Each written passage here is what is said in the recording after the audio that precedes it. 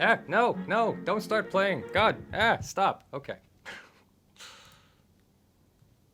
Okay. Hello, everyone. I'm Leonard French, your favorite copyright attorney, off to a rocky start with his live stream. Actually, this is kind of epic. I have 2 live streams going right now. I know nothing's happening on the other one. Oh, thank you, Mark. I really appreciate that. Congratulations to the internet's favorite copyright attorney on 50,000 subscribers. Right off the bat, I really appreciate the $50 donation. That's amazing. Wow, you broke my train of thought there. We have a very boring live stream going on outside right now, which is going to be me playing with the dogs in just a little bit. For right now, I've just got some stuff hanging there.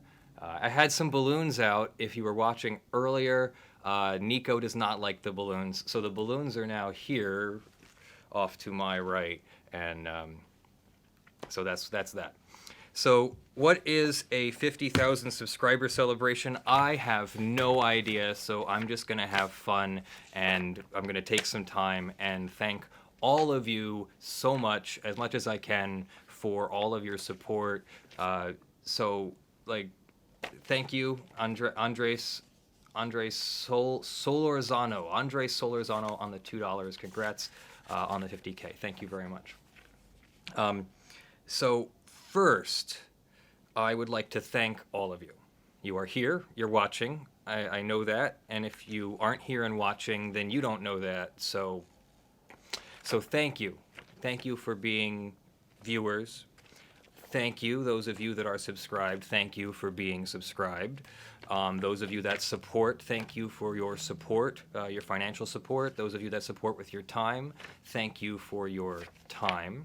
Those of you who want to support with your time or money but can't, I know you're out there. You tell me all the time, and I really appreciate that. So let's get some of that out of the way. There's going to be a lot more of that, but you know what? This is a party for all of us, and I would not have 50,000 subscribers if there weren't 50,000 of you who wanted to be here. So let me first take a look at the stream.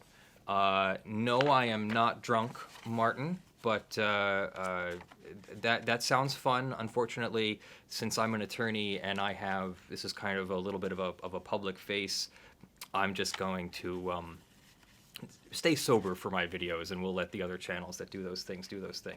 Oh yeah, so what am I wearing? So it turns out that nobody makes a 50,000 subscriber party favor, but they make lots of stuff that has 50 on it. So we're basically having a 50th birthday party, but it's for 50,000 subscribers. How does that sound? You know, I didn't think about it. Himself XD, chroma key the glasses. That would be pretty cool. I have not set up any sort of chroma keying. I came up with a couple dozen different ideas for the live stream, and only so many of them were possible. So some of them have been tabled to the 100,000 subscriber, assuming we get there. I'm not arrogant enough to think I'm going to get there quickly or anything, but as soon as we get there, we'll be celebrating with some of those larger and more involved ideas. Where is the cake? Here on Andrew Button, here is your cake. If you would like, you may have a piece of this cake. I don't know how you're going to get it, so I'm just going to show it to you for a moment, and then we're going to put it back. I've also purchased way more confetti than I realized was in the package. Clench Eastwood, thank you. The hats never disappoint. Congrats, Leonard. $10 donation. I really appreciate that. Also, it helps defray the cost of the hats and all the party supplies that I purchased. So it turns out that when they package confetti in those little packages, there's lots of confetti in there. So we have lots of confetti, and I'm going to try and launch it a little bit later, and we'll see whether that works or not. So first, let's talk a little bit, I guess, about, well, where do we start? We started with the Fine Brothers and their React trademark, And then there was the H3H3 lawsuit, and then there was the Jim Sterling lawsuit, and I did a whole bunch of little videos in between, but those were the major ones that carried me here. And somewhere in the middle to end of last summer, or maybe even it was even in the fall of last year, several people started approaching me and offering their help with the growth of the channel. One of them was Skeptic Sarah, and I really, really, really need to thank Sarah for all of her help. I'm not sure if she's here right now. I think she said that she was working on something else. Might be unavailable, but if she's watching, if she's listening, thank you very, very much. She has set up the Discord server. She's set up the lawfulmasses.com website, which is sort of the brand under which I'm going to be doing this, along with my own name, but rather, nobody knows who Leonard French is yet, but Lawful Masses sounds kind of cool, so we'll be doing it under both of those things. But Sarah was the one who set all that up, and I really, really appreciate that. I did almost none of the work to set up the Discord and get the podcast going and get the website going. Sarah did all of that work, and she didn't ask for anything in compensation. So I certainly have not left her completely uncompensated, but and there will be more compensation in the future as things get larger.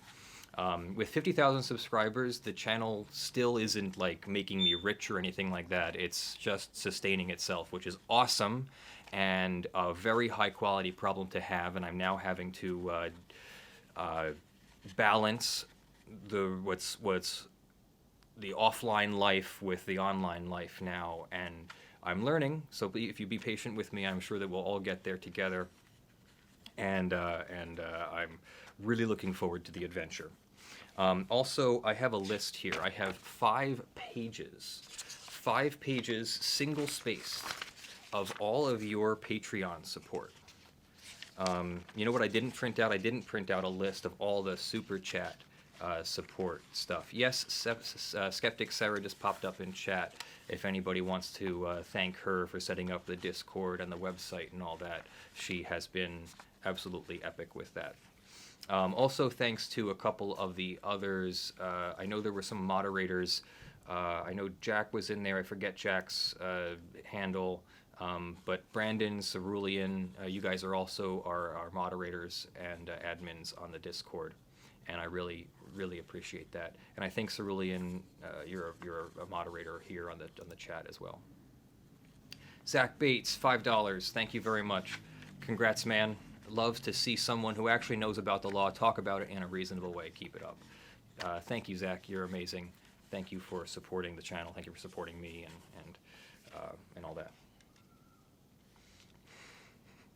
Yes, Sarah, you are welcome to go and have the live stream off and continue installing Arch on your laptop. I'm not even sure which distribution that is, but go for it. So, first, I guess I don't want to usurp anybody, so it's hard to know where to go first. But I do want to thank the $50 supporters: Josh Bernard, John Cripps, and Joshua Meinsinger.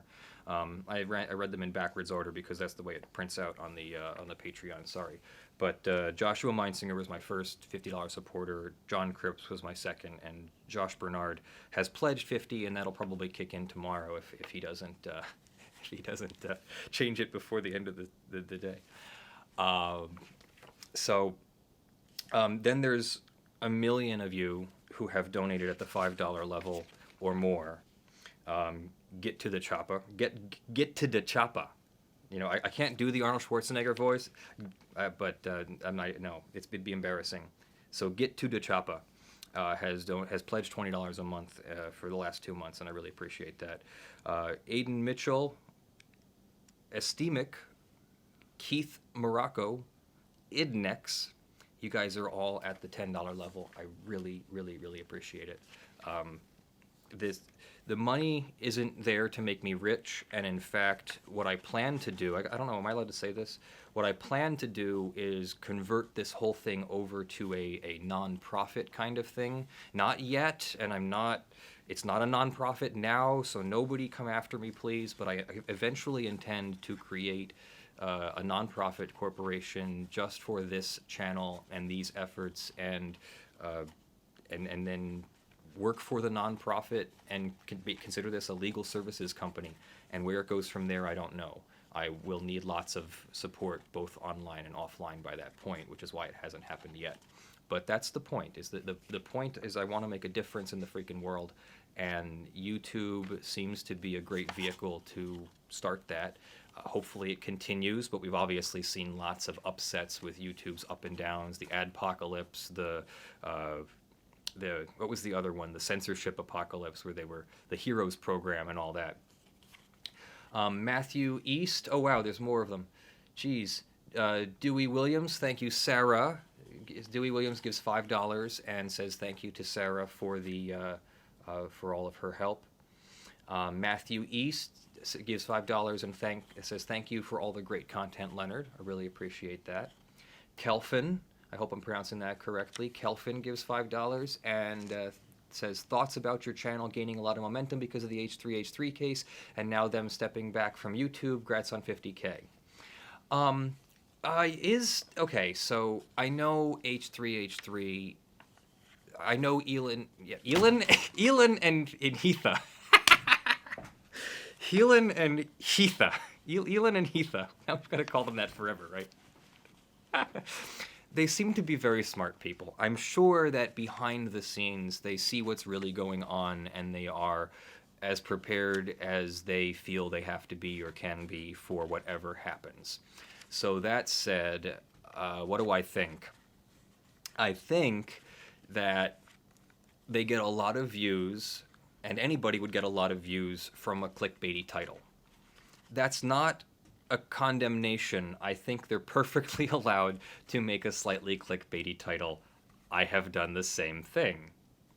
So if they make a clickbaity title that says we're considering leaving YouTube, of course everyone's gonna watch it and they want to know why and whether they're really gonna leave YouTube or not. And I personally don't know. I don't think that they're going to leave YouTube. I don't think that YouTube is just going to start a death spiral and never correct itself out of it. That said, I also didn't think Donald Trump would be president, but that happened too. And I'm not getting into a political discussion, but that did happen. And we live in that universe now. So YouTube could shut down, sure. I'd say that if there's an 80% chance of it not shutting down, then who knows what will happen. Maybe it will also do the death spiral. So Kristen Clore gives at the $6 level, and I really appreciate that. And I see that she's also donated here. I think she donated at the very beginning of the stream before it even started. So Kristen, thank you for that donation. Yes, Kristen said Leonard is legitimately lovable. Well, I sure hope so, because I certainly need to be loved. And then there are just pages of $5 and $2 donations. There are some of you that donate more than $2, but don't want to, but more than $5, but don't want to be recognized on the panel, and that's fine. So I'm gonna read all the public ones, and I don't think there's any. I don't think there's any problem thanking you all publicly for that. But if there's anyone who doesn't want to be named on the stream as a donor, just let me know in the. I'm kidding. Okay, so what should we do now? How about, well, how many of you am I going to lose when I try to switch locations? Both streams are going to stay up, but we're going to go out and play with the dogs for a moment. How does that sound? It looks like the stream is still up outside. Does anyone need a link? If anyone needs a link, it's in the description, and I'm going to post it in the chat right now.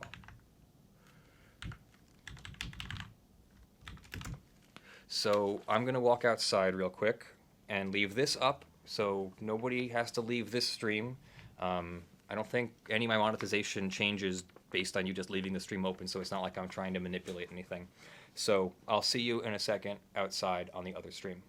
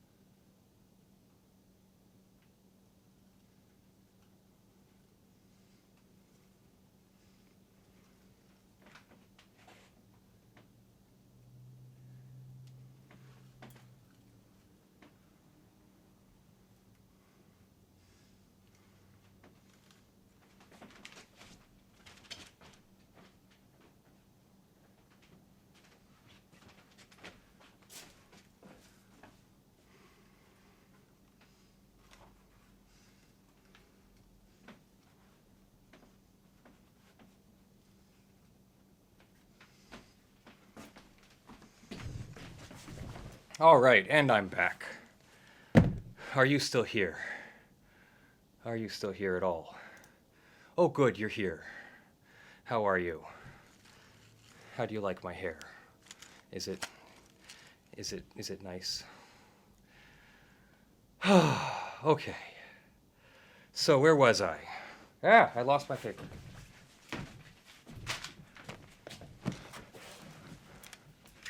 Okay. Jeremiah Odette, thank you for your $5 donation. Dread Pirate Duo, Kelsey Hill, Michael Potter, David Sylvester, Colton Pierlick, Pascal Vandenberg, Lucas Kramer, Noah Emmett Buckley, Turing Hacker, Brandon Ivany Smithies, Matthew East, Scott R. Weagle. Oh, that's cool. My nickname on Steam is Weagle. Steven, thank you. Just Cause. $5. Enjoy a beer or something. I appreciate it, Stephen AFI. Adam Cohen, Eric Vant Wout, Petri Simonin, Brian Joseph, Harris Bukic, Sam Bianchi, Elliot DeMattias, Sarah Gerwick, Ethereal Blah, Cameron McFarland, Chris Butler, Danny Baverstock. Danny, I love that name. I have no idea why it is stuck in my head. Garrett McKellar, Austin Barnes, Isaac Renaud, Ryan Raisin, Paul Bishop, Sharon Chambers, Matthew M., Peter Karos, Veronica Pauley, Paul Bible, Vixen Defia, Hannah Dernier, Justin Myers, Daniel Y.G.,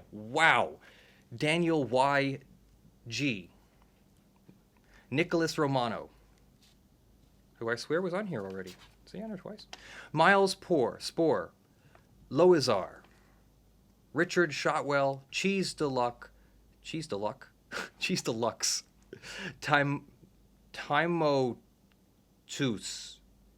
Paul Timotus, Thyri, and Michael Morris. And that's page 2 of 5. Everyone's waiting for more info. Oh yes, I knew I would be announcing this on this live stream. The H3H3 lawsuit has no update. I'm so sorry.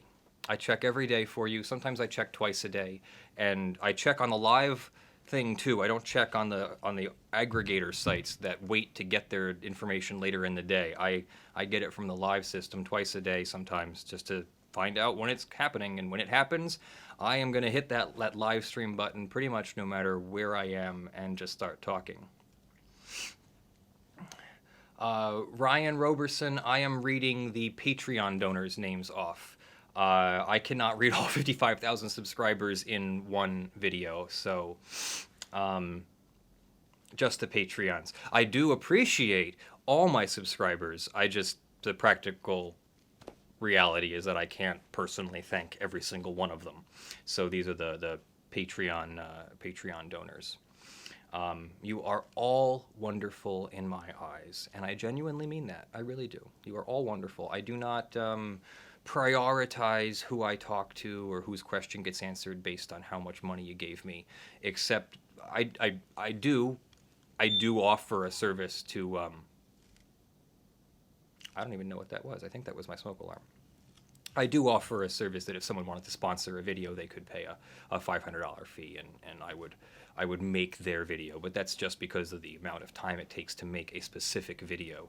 That if you want me to make something, I will do that. But if I'm not planning on making it myself, then I'm going to ask you to defer my costs. So that's the only reason why I'm reading the Patreons. Thank you, Mr. Printer, for deciding to clean yourself right this second. Which stream is stuck buffering?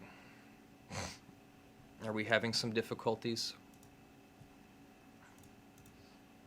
My stream looks like it's doing okay.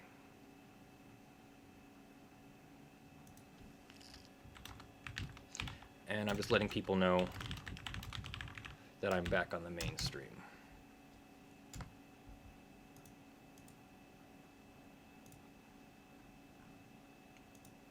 Oh, even though it doesn't want to let me do that for some reason.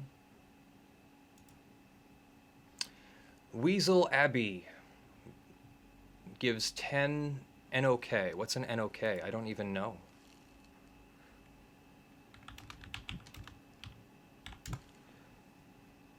Norwegian krona. Thank you very much for the Norwegian krona. For the 10 Norwegian krona. I don't. You guys are great. This is worldwide. Holy mackerel! What is PLN? Polish zloty. Zuberuber gives 50 Polish zloty and says, "Congrats on your milestone. Greetings from Poland." Thank you very, very much. I appreciate it all. You're so wonderful. How's the H3H3 lawsuit going? Does anyone want to tell him? The H3H3 lawsuit is not on hold. We're just waiting on the judge. The judge has to rule on the parties' cross motions for summary judgment. It's been a month and a half that we've been waiting for that, and we've not heard anything from the judge. So we just have to keep waiting. I'm so sorry about the wait, but I can't do anything about it, and really nobody else can. It's probably due entirely to the internal workings of the judge's office that she doesn't get to it faster. It could also be due to the complex nature of the case. She really wants to get the fair use analysis spot on so that it can be used in future precedent, possibly. So she's going to take her time and write it and put it out when it's right. So think of a video game. We have lots of video game creators who publish their video games early, and they obviously shouldn't have published them earlier than some.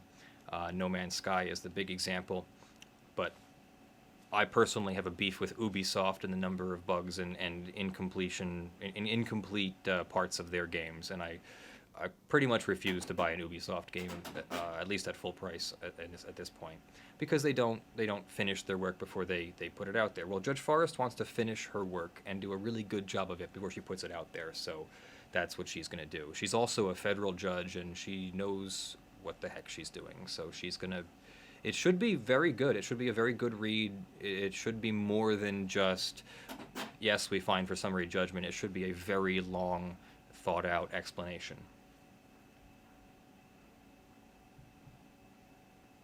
You know, I can do that. I have somewhere in here. Yeah, there we go.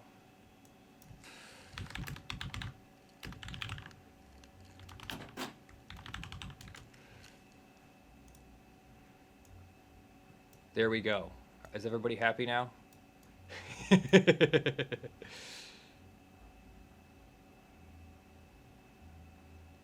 There we go. Does that work? No H3H3 update yet, sorry. So then the other thing that I wanted to bring to you... See, then I have to reposition all of them. Ooh, what did I just grabbed something else. Nope, I want to grab that one.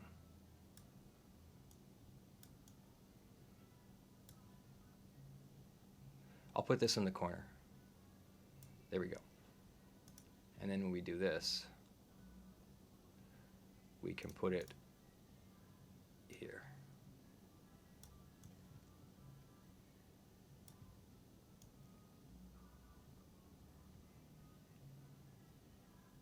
Perfect. Okay.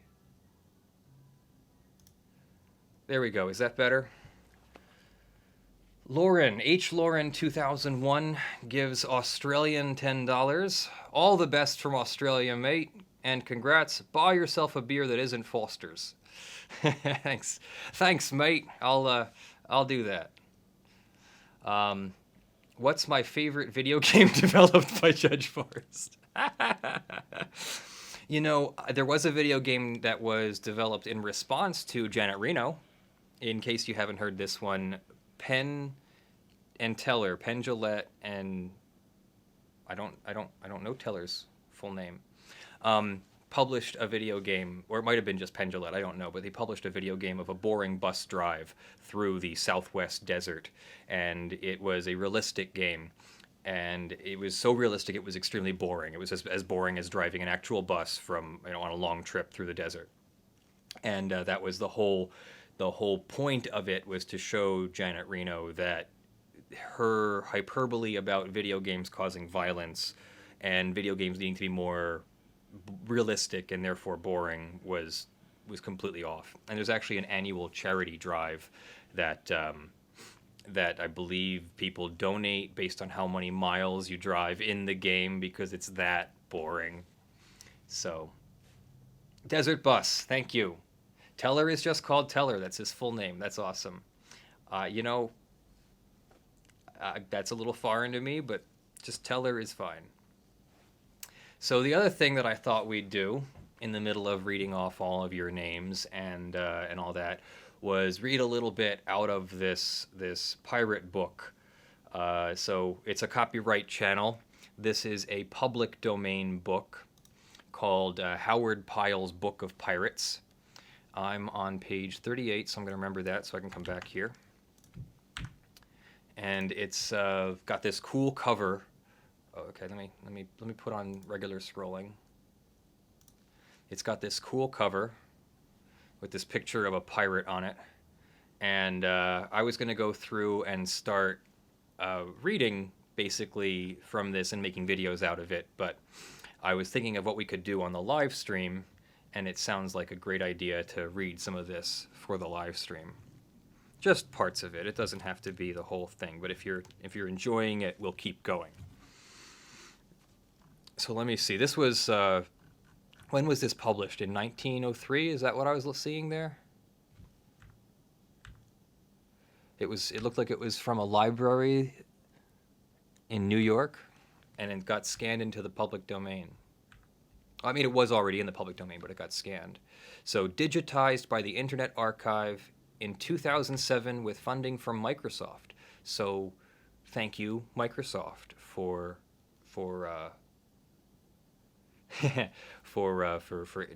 digitizing this. I personally I digitized all my law books. No, I did not share them to the internet.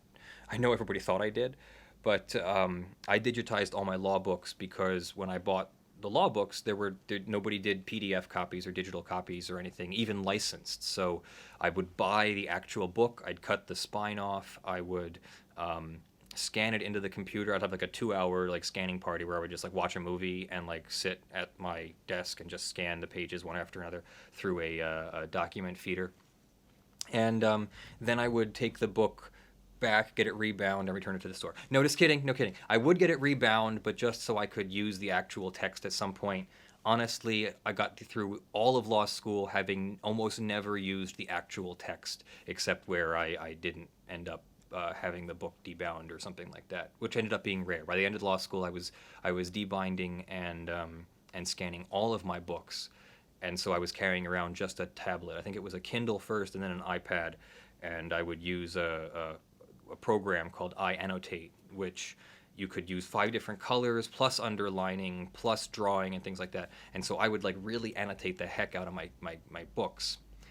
Michael Howard, congratulations on 50K. Keep up the good work. Thank you very much for the $5 donation. Really appreciate that. Another person had asked, how annoying is it? Brother Box had asked, how annoying is it to be asked about one case so much? You know what? There was a time in my life when I used to get annoyed at being asked the same question over and over. That time was when I worked in tech support for $15 an hour, which was a decent wage. I'm not at all unhappy that I was getting paid $15+ an hour for doing tech support. But I got really annoyed at getting the same question over and over and over and over and over again. Not annoyed at the customers, but just annoyed, like, you know, if you ever worked in a call center, you kind of have to internalize lots of the stress and the anxiety and the nature of it. And so when you leave, you're all stressed out, and you need to like go find some way to unwind. So that's what I'm talking about. But yes, this does not really annoy me at all. In fact, since I'm running a channel and the channel statistics tell me how healthy it is, hearing from everybody what's going on with H3 tells me that there's so much more interest in H3 than many of the other things that are happening. When I see 5 or 10 people ask me about the same case, I know that I really need to check that out. Most of the time it's 1 or 2 or 3 people ask me about a case, maybe 10 people over the course of a week. When something like an H3 update happens, you can bet that I'm going to hear from 3 dozen or more people at once, and I'm going to know to look right away if I haven't already found out about it myself. Why won't my computer contact my printer? What did you do? That was me. I'm sorry about that. You'll have to file a claim with my complaint department, and we'll get your printer fixed. Okay, so can I update us on Zootopia? No, I haven't checked in on any updates on Zootopia. There shouldn't be any Jim Sterling updates. Was there a new Jim Sterling case? I think everything with James Romine was resolved. That James Romine lost his case, and it looks like he settled or something with Jim Sterling. And so, no, there should not be any more Jim Sterling from James Romine. So if there's something new worthy of discussion, please let me know. Tech support, turn your brain off for 30 seconds and turn it back on. Yeah, basically.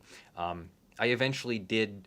I got 2 complaints against me the entire time. One was a legit complaint where I think I had made a mistake with and screwed something up for somebody, and they complained, and that was a regular legit complaint. The second one was also a legit complaint where I hung up on somebody because they were lying to me. I caught them in the lie several times. It was wasting both of our time. I'm not supposed to hang up on them for that situation, but I hate being lied to, especially by people I'm trying to help. So I called him out on his lie, and I hung up on him, and I got reprimanded for it.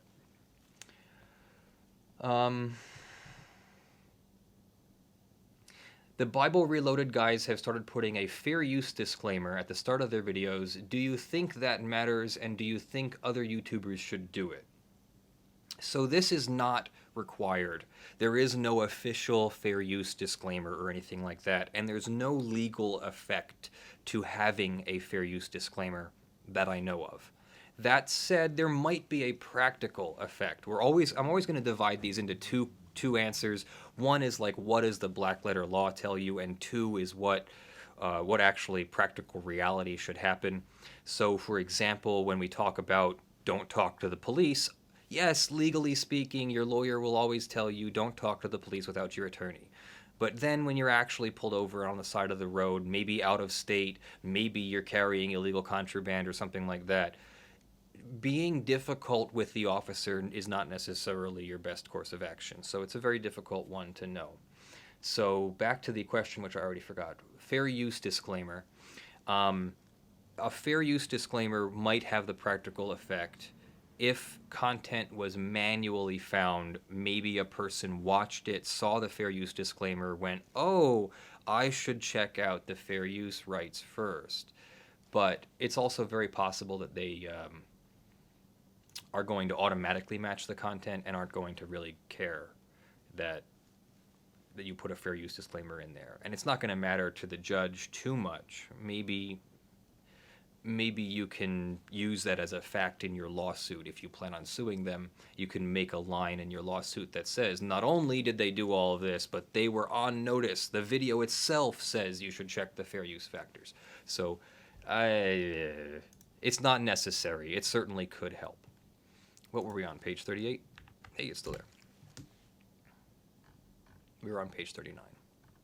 So I haven't read this. I know it has some colorful language, so we're gonna see how we deal with that. So this is chapter 2, only because I started with chapter 1 in another earlier live stream, and I think I'm gonna try to do this as an episodic thing. And chapter 2, the Ghost of Captain Brand, seemed like it would be a great place to start. Also, chat, yell at me if my microphone starts clipping if I start getting into this. Oh, Jim Sterling versus Kellogg, yeah, that was an April Fool's joke. Fooled ya. Fool me once, shame on me. Don't get fooled again. It is not so easy to tell why discredit should be cast upon a man because of something that his grandfather may have done amiss, but the world, which is never once over nice in its discrimination as to where to lay the blame, is often pleased to make the innocent suffer in the place of the guilty. It's a great start, actually, for a lawyer reading a pirate book.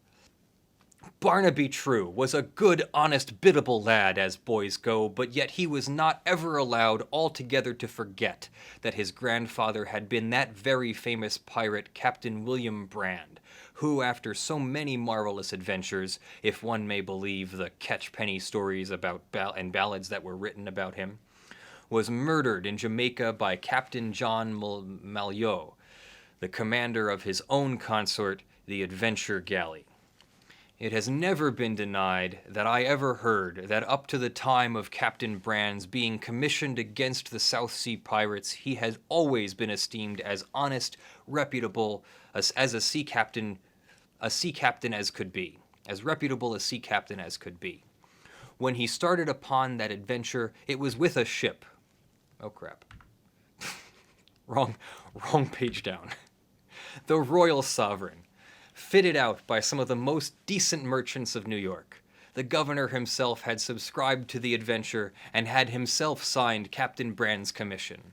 So if the unfortunate man went astray, he must have had great temptation to do so, many others behaving no better when the opportunity offered in those faraway seas where so many rich purchases might very easily be taken, and no one the wiser. This is actually a really good story so far. I'm intrigued. Are you intrigued? I'm intrigued. To be sure, those stories and ballads made our captain to be the most wicked. Oh, wait. There we go. To be the most wicked. To be the most wicked, profane wretch. And if he were, why, God knows he suffered and paid for it. For he laid his bones in Jamaica and never saw his home or his wife and daughter again after he sailed away on the Royal Sovereign on that long, misfortunate voyage, leaving them in New York to take care of strangers. To the care of strangers. Sorry, let me blow this up a little bit so I can actually see it. How about that? Does that help? And then if I move the window capture over just a little bit, there we go. That's better. At the time when he met his fate in Port Royal Harbor, he had obtained 2 vessels under his command, the Royal Sovereign, which was the boat fitted out for him in New York, and the Adventure Galley, which he was said to have taken somewhere in the South Seas. With these he lay in those waters of Jamaica for over a month after his return from the coasts of Africa, waiting for news from home, which, when it came, was of the very blackest, for the colonial authorities were at that time stirred up very hot against him to take him and hang him for a pirate, so as to clear their own skirts for having to do with such a fellow.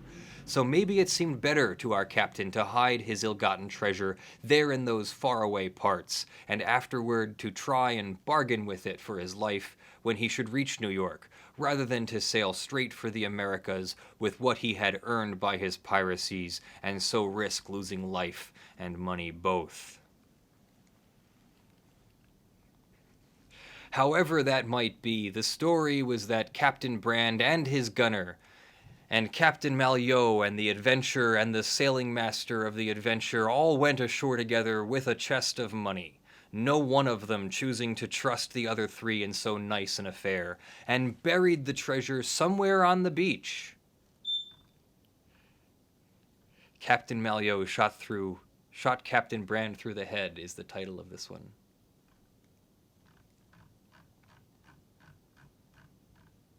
The beach in Port Royal Harbor. The story then has it that they fell a-quarreling about the future division of the money, and that, as a wind-up to the affair, Captain Malyoe shot Captain Brand through the head. Through the head. Through the head. Just, come on. Through the head.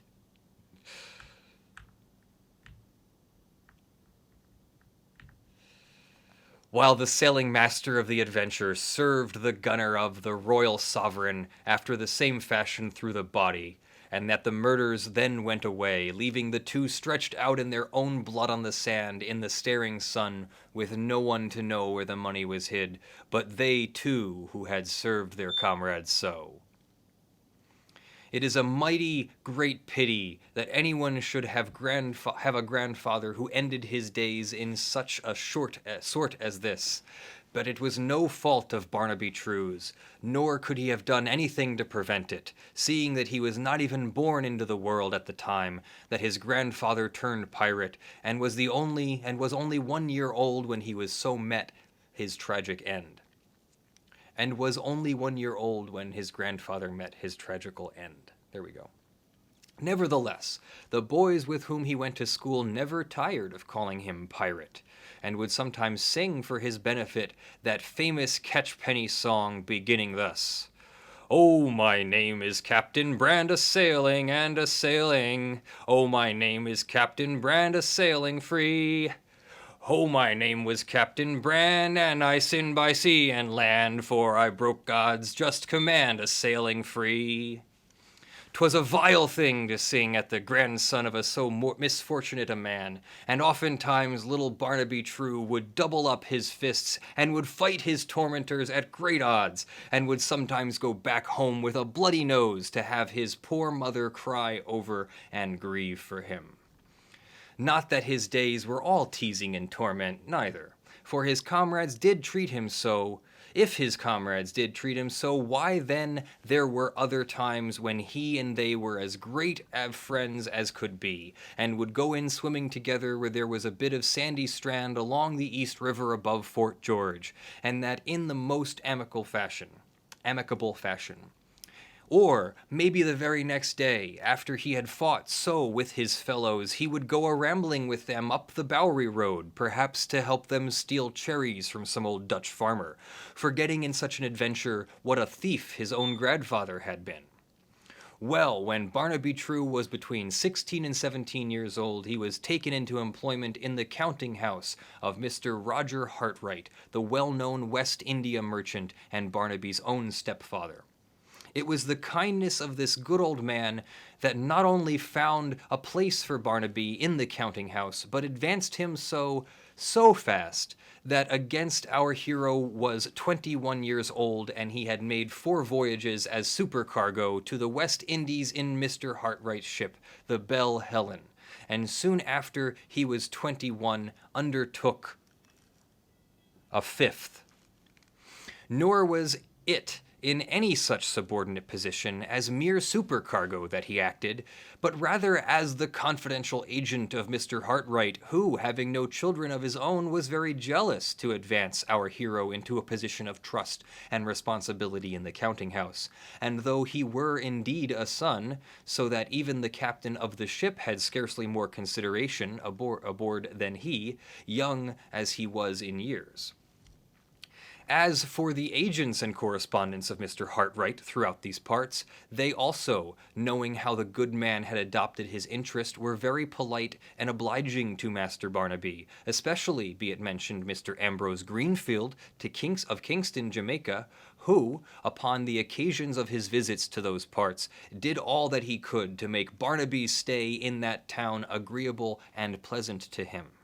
So much for the history of our hero, to the time of the beginning of this story, without which you should hardly be able to understand and purport of those most extraordinary adventures that befell him shortly after he came of age, nor the logic of their consequence after they had occurred. For it was during his 5th voyage to the West Indies that the first of those extraordinary adventures happened, of which I shall have presently to tell. And I'll just break momentarily there to look at chat and check on the dog feed in the backyard. Okay. Everyone is still alive. Yes, the book is public domain. Eminent domain, Dante, eminent domain is when the government takes your property. Public domain is when property becomes a part of the public, which is intellectual property, patents and copyrights can do that, can become part of the public property. So that's what this is. This is a not copyrighted anymore book.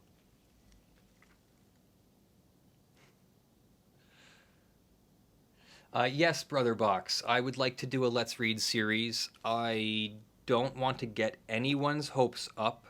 I am currently working on well, I've made first contact with the publisher, but the publisher told me that I need to make contact with the estate of Isaac Asimov because I would like to do a reading of Robot Visions, which is a very nice, very good short story of his, about half an hour long and perfect for a reading, and I think it would help all of us because he's a wonderful author and he deserves more attention as well. At that time, he had been in Kingston for the best part of 4 weeks, lodging at the house of a very decent, respectable widow by name Mrs. Anne Bolus, who, with 3 pleasant and agreeable daughters, kept a very clean and well-served lodging house in the outskirts of the town. One morning, as our hero sat sipping his coffee, clad only in loose cotton drawers, a shirt and a jacket, and with slippers upon his feet, like I'm wearing now, as in the custom of that country, where everyone endeavors to keep as cool as may be, while he sat thus sipping his coffee, Miss Eliza, the youngest of the 3 daughters, came and gave him a note, which, she said, a stranger had just handed in at the door, going away again, and without waiting for a reply. You may judge of Barnaby's surprise when he opened the note and read as follows. Mr. Barnaby True, Sir, though you don't know me, I know you, and I tell you this. If you will be at Pratt's Ordinary on Arbor Street on Friday next at 8 o'clock of the evening, and will accompany the man who shall say to you, the Royal Sovereign is come in, you shall learn something the most to your advantage that ever befell you. Sir, keep this note, and show it to him who shall address these words to you, so as to certify that you are the man he seeks. Such was the wording of the note, which was without address, and without any superscription whatsoever. The first emotion that stirred Barnaby was one of extreme and profound amazement. Then the thought came into his mind that some witty fellow, of whom he knew a great many in town, and wildish, waggish pranks they were, was attempting to play some sort of jest on him. But all that Miss Eliza could tell him when he questioned her concerning who the messenger was, that the bearer of the note was a tall, stout man, with a red neckerchief around his neck and copper buckles to his shoes, and that he had the appearance of a sailorman, having a great big queue hanging from his neck. You know, I have no idea what a great big queue hanging from your neck is. I'm going to assume it's some kind of big necklace. But Lord, what was such a description as that in a busy seaport town full of scores of men to fit such a likeness? Accordingly, our hero put away the note into his wallet, determining to show it to his good friend Mr. Greenfield that evening and to ask his advice upon it. So he did show it, and that gentleman's opinion was that the same of his, that some wag was minded to play off a hoax upon him, and that the matter of the letter was all nothing but smoke. Nevertheless, though Barnaby was thus confirmed in his opinion as to the nature of the communication he had received, he yet determined in his own mind that he would see the business through to the end, and would be at Pratt's Ordinary, as the note demanded, upon the day and at the time specified therein. Pratt's Ordinary was at the time a very fine and well-known place of its sort, and with good tobacco and the best rum that I ever tasted, and had a garden behind it that, sloping down to the harbor front, was planted pretty thick with palms and ferns grouped into the clusters with flowers and plants. Here were a number of little flowers. Wow, shoot. The language is challenging. Here were a number of little tables, some in little grottos, like our Vauxhall in New York, and with red and blue and white paper lanterns hung among the foliage, whither gentlemen and ladies used sometimes to go of an evening to sit and drink lime juice and sugar and water, and sometimes a taste of something stronger, and to look out across the water at the shipping in the cool of the night. That is an E. It does say E-O-O-L. So, cool of the night? I'm hoping it's cool of the night. I said cool of the night. I'm sticking with it. Thither, accordingly, to our hero. Thither, accordingly, our hero went, a little before the time appointed in the note, and passing directly through the ordinary and the garden beyond, chose a table at the lower end of the garden, and close to the water's edge, where he would not easily be seen by anyone coming into the place.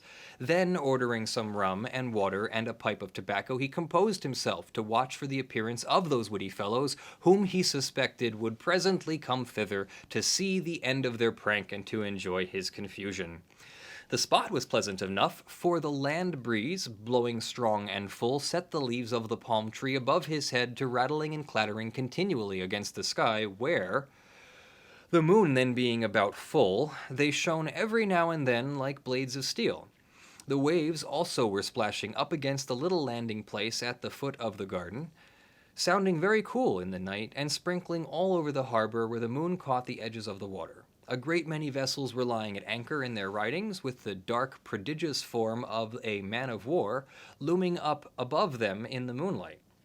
There our hero sat for the best part of an hour, smoking his pipe of tobacco and sipping his grog, and seeing not so much as a single thing that might concern the note he had received. It was not far from half an hour after the time appointed in the note when a rowboat came suddenly out of the night and pulled up to the landing about at the foot of the garden above mentioned. And 3 of 4 men, came ashore in the darkness. Without saying a word amongst themselves, they chose a nearby table, sitting down, and ordered rum and water, and began drinking their grog in silence. They might have sat there about 5 minutes, when, by and by, Barnaby True became aware that they were observing him very curiously, and then almost immediately one, who was plainly the leader of the party, called out to him, "Hey now, messmate, won't you come and drink a dram of rum with us?" "Why, no," says Barnaby, answering very civilly. "I have drunk enough already, and I would only heat my blood." "All the same," quoth the stranger, I think you will come and drink with us, for, unless I am mistook, you are Mr. Barnaby True, and I am come to tell you that the royal sovereign is come in." Now I may honestly say that Barnaby True was never more struck aback in all his life than he was at hearing these words uttered in so unexpected a manner. He had been looking to hear them under such different circumstances that now that his ears heard them addressed to him, and that so seriously by a perfect stranger, who with others had thus mysteriously come ashore out of the darkness, he could scarce believe what his ears heard aright. His heart suddenly began beating at a tremendous rate, and had he been an older and wiser man, I do believe he would have declined the adventure, instead of leaping blindly as he did into that of which he could see neither the beginning nor the ending. But, being barely 21 years of age, and having an adventurous disposition that would have carried him into almost anything that possessed a smack of uncertainty or danger about it, he contrived to say, in a pretty easy tone, though God knows how it was put on for the occasion, "Well then, if that be so, if the royal sovereign is indeed come in, why, I'll join you, since you are so kind as to ask me." And therewith he went across to the other table, carrying his pipe with him, and sat down and began smoking, all with the appearance of ease, with all of the appearance of ease he could assume upon the occasion.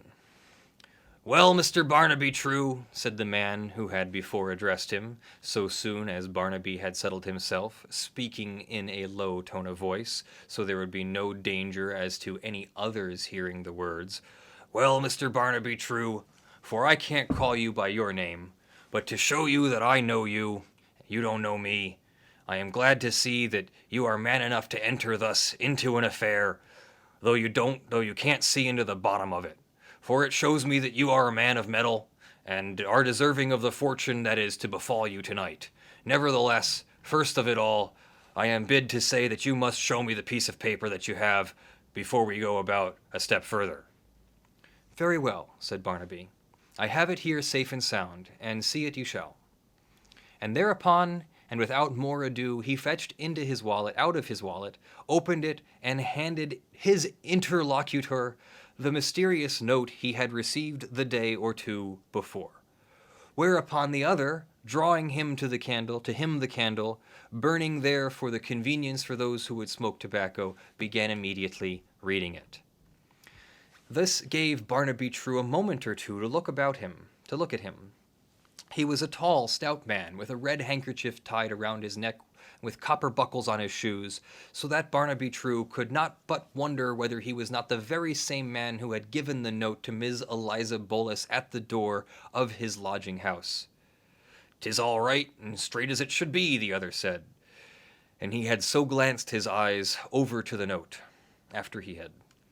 "And now that the paper is read," suiting his action to his words, "I'll just burn it for safety's sake." And so he did, twisting it up and setting it to the flame of the candle.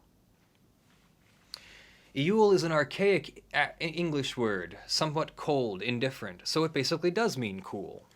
Okay, cool. "And now," he said, continuing his address, "I'll tell you what I am here for. I was sent to ask you if you're man enough to take your life into your own hands and to go with me into that boat down there. Say yes, and we'll start away without wasting more time, for the devil is ashore here in Jamaica, though you don't know what that means, and if he gets ahead of us, why, then we might whistle for what we are after. Say no, and I'll go away again, and I promise you shall never be troubled again in this sort. So now speak up plain, young gentleman, and tell us what is your mind in this business, and whether you will adventure any farther or not." If our hero hesitated, it was not for very long. I cannot say that his courage did not waver for a moment, but if it did, it was, I say, not for long. And when he spoke up, it was with a voice as steady as could be. "To be sure, I am man enough to go with you, and if you mean me any harm, I can look out for myself. And if I can't, why, here is something can look out for me." And therewith he lifted up the flap of his coat pocket and showed the butt of a pistol he had fetched with him when he set out from the lodging-house that evening. At this, the other burst out a-laughing. "Come," says he, "you are indeed of right mettle, and I like your spirit.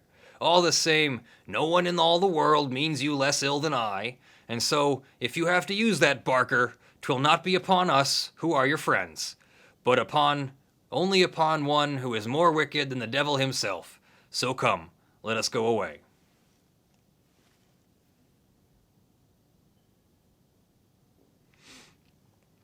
Yes, we could put that in the stream. I will take a second and post that currently reading from a public domain pirate book. And then can I link to it? I don't think I have a link to it. That's the problem. I closed all my my other windows. Thereupon, he and the others, who had not spoken a single word for all this time, rose from the table, and he having paid the scores of all, they all went down together to the boat that still lay at the landing place at the bottom of the garden.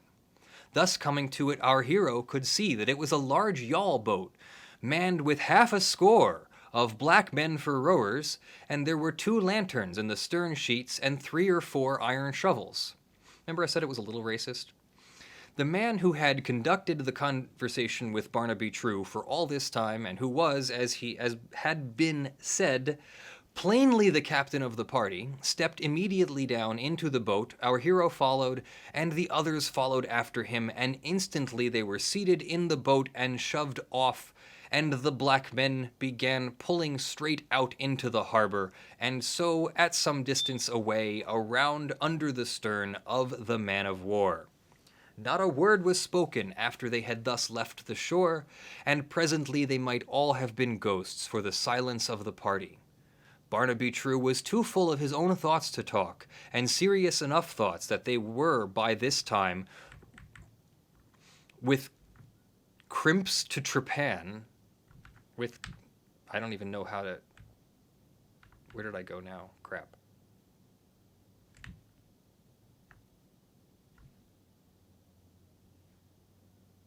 I lost, shit. Where was I?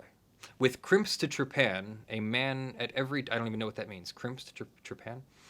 And press gangs to carry a man off so that he might not ever be heard again.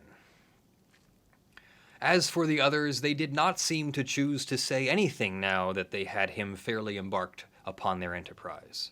And so the crew pulled on in perfect silence for the best part of an hour, the leader of the expedition directing the course of the boat straight across the harbor as though toward the mouth of the Rio Cobra River.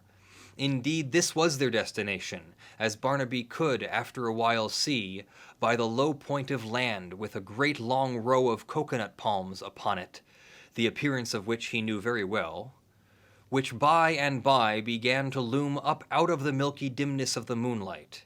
As they approached the river, they found the tide was running strong out of it, so that some distance away from the stream it gurgled and rippled against alongside the boat as the crew of men pulled strongly against it. I'm going to skip that. Thus they came up and under what was either a point of land or an islet covered with thick growth of mangrove trees. Oh, mangroves are really thick sometimes. But still, no one spoke a single word as to their destination and what was the business they had in hand. That night running, now that they were close to the shore, was loud with the noise of running tidewater, and the air was heavy with the smell of mud and marsh, and over all the whiteness of the moonlight, with a few stars pricking out here and there in the sky, and all so strange and silent and mysterious that Barnaby could not divest himself of the feeling that it was all a dream. So the rowers, bending to the oars, the boat came slowly around from under the clump of mangrove bushes and out into the open water again.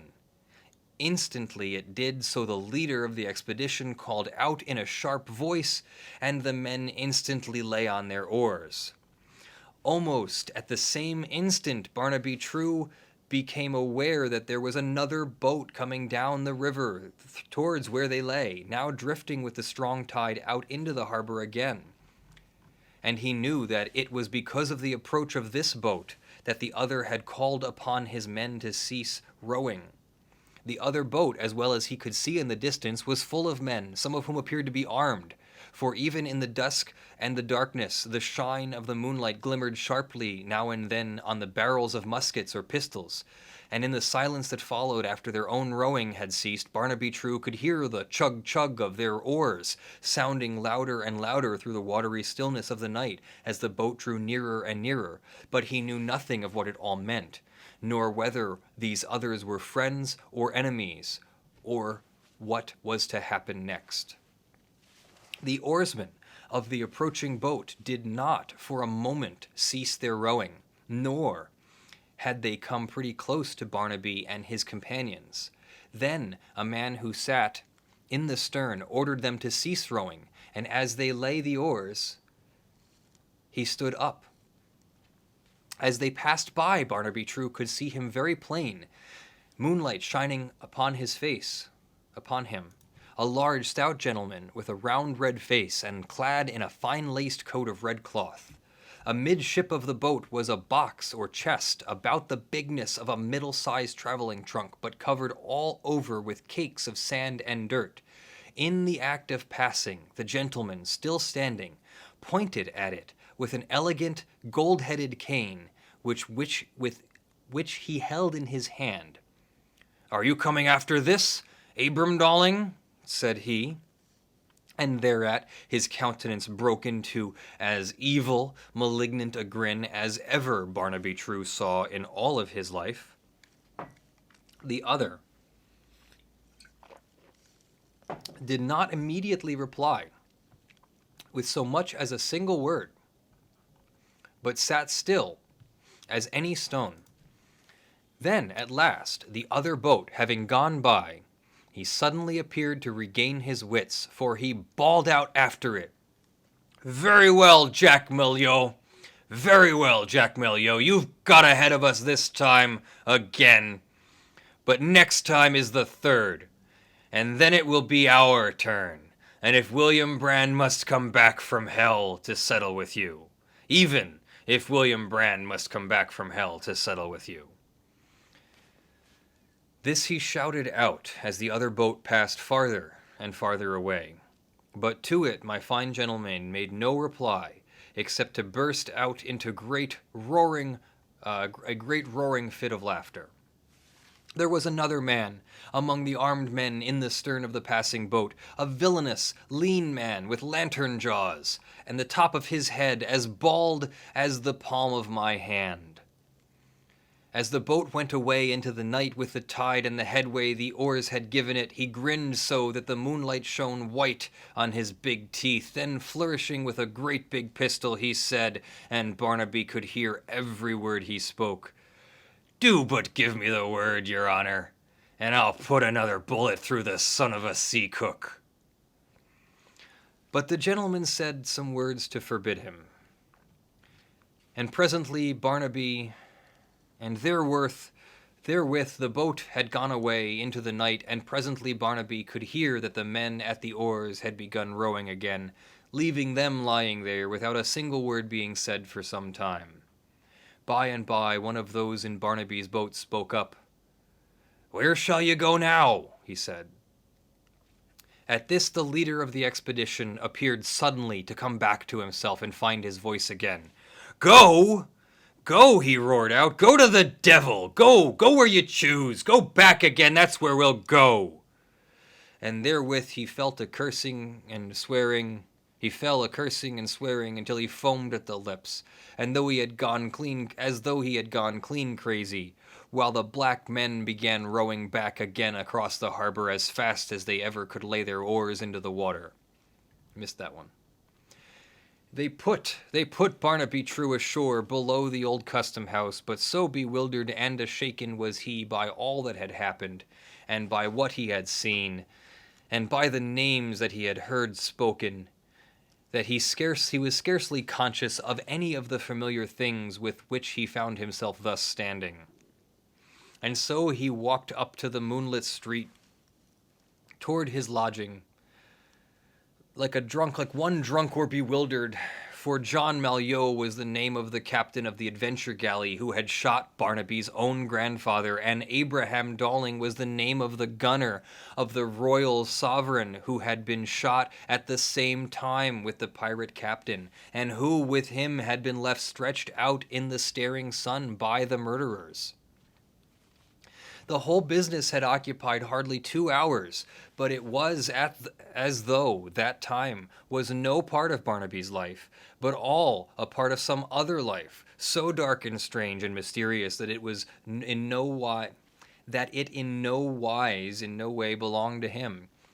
As though that box covered all over with mud could he only guess at the time what it contained and what the finding of it signified. But of this our hero said nothing to anyone, nor did he tell a single living soul what he had seen that night, but nursed it in his own mind, where it lay so big for a while that he could think of little or nothing else for days after.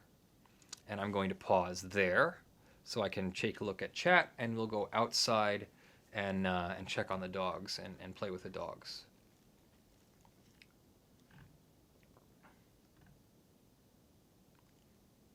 Damn Frenchman.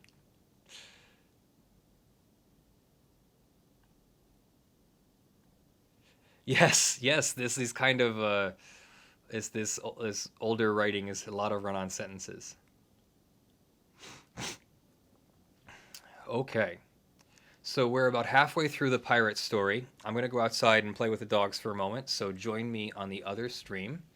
If you do not have the other stream's link, I'm going to post it in chat now. I'm going to call it the puppy stream. We'll post that there. And I'll be right back. Well, I mean, I'll be on the other camera, so. Are you people, you're still here? You're still watching this? Wow. How many of you are here? Why doesn't it, okay, 174, wow. Hey, Rhinoa, how's it going? Thanks for the message. I finally hit 50K, so. FYI, this is root beer. I'm not drinking alcohol. Not that I'm not allowed to drink alcohol, just not that I personally prefer to stream drunk, that's all. So, I'm going outside. The other stream is in the comments.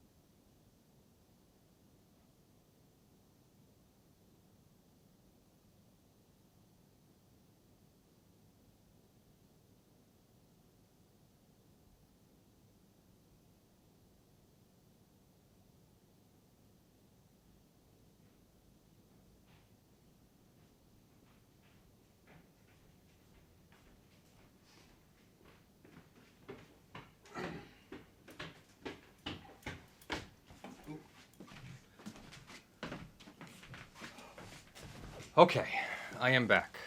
Still wearing the pirate wig. Oh. Okay. And we're back inside, so let me tell the dog stream.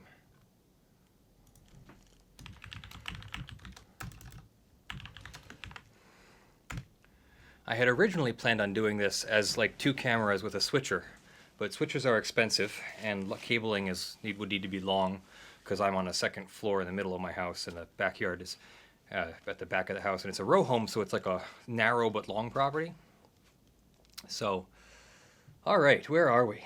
Awesome slippers. Yes, thank you. They're the LL Bean Wicked Good Mock slippers, and they're $70, or at least they were, for a pair of slippers, but I think they come with a lifetime warranty, so every time they wear out, I just bring them back and tell them, give me a new pair. So, Pilgrim Leonard. Yeah, I guess it could be a pilgrim look, too. It is kind of hot. I might need to take this off. What other pirate hat do I have? I don't think I have a pirate hat. I think that was the problem, is that this was like the closest I got to a pirate hat. The wig, I like the wig. I just gotta find like the rest of a pirate costume now. So, do we want to... Oh, hey, I never finished reading many things.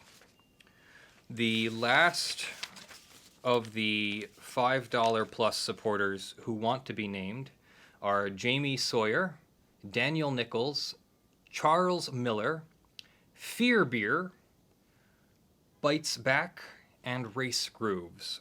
You are also at the bottom of the list because you're some of my longest supporters, and that's the way that Patreon lists them, and I normally do resort the list, but I didn't sort it before I printed it this time. So thank you all for your support. I really, really appreciate it. YouTube says, how is that a pirate hat? It is not a pirate hat. I know. It's just the closest I had. And actually, Omniscient Warrior, I think I will take it off because I am sweating pretty bad under here. And so I may... It's a good Weird Al wig, too. Like, I might keep this as like a Weird Al wig. The only thing is it's got like these pirate things, dreadlocks and stuff like that. So, yeah, I might take that off. And maybe we can put on an old favorite. What do you think?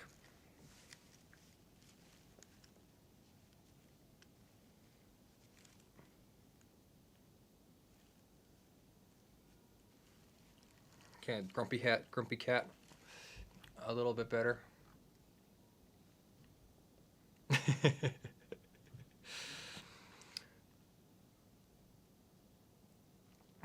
Yeah, there should be a link to the Patreon somewhere.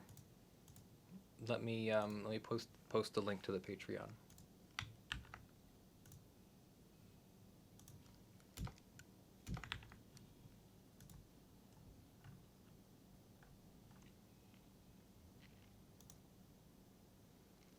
I will. It's in there someplace. So the Grumpy Cat hat came from Spencer's Gifts. I don't know where you're located, Weasel Abbey, or Oi Way. Cute. Spencer's Gifts in the U.S. I think it's a U.S. chain. I don't know if it's a worldwide chain.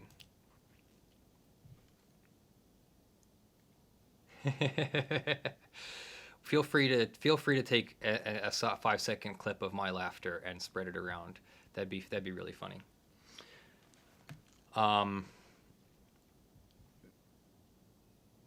Yeah, it does. You know what, Jack? After I saw my own picture with it, yeah, I did kind of look like Slash from Guns N' Roses, didn't I? Mr. Greenfield, Mr. Hartright's correspondent and agent in these parts, lived in a fine brick house just out of the town, on the Mona Road, his family consisting of a wife and 2 daughters, brisk, lively young ladies with black hair and eyes, and very fine, bright teeth that shone whenever they laughed, with a plenty to say for themselves. If you're just joining us, I am celebrating 50,000 subscribers, and one of the things I'm doing is reading from a public domain book, The History of Piracy. And this is the story, The Ghost of Captain Brand. So far, Captain Brand has been murdered. His treasure has been stolen. Some people have come to claim it, but as they got there, the treasure was being hauled away, and they could not pursue, it being the high seas. So we are now wondering what's going to happen to our protagonist, Barnaby True, who may not necessarily be ready for a pirate's life, but he thinks he's ready. Iglador asks if I've studied psychology.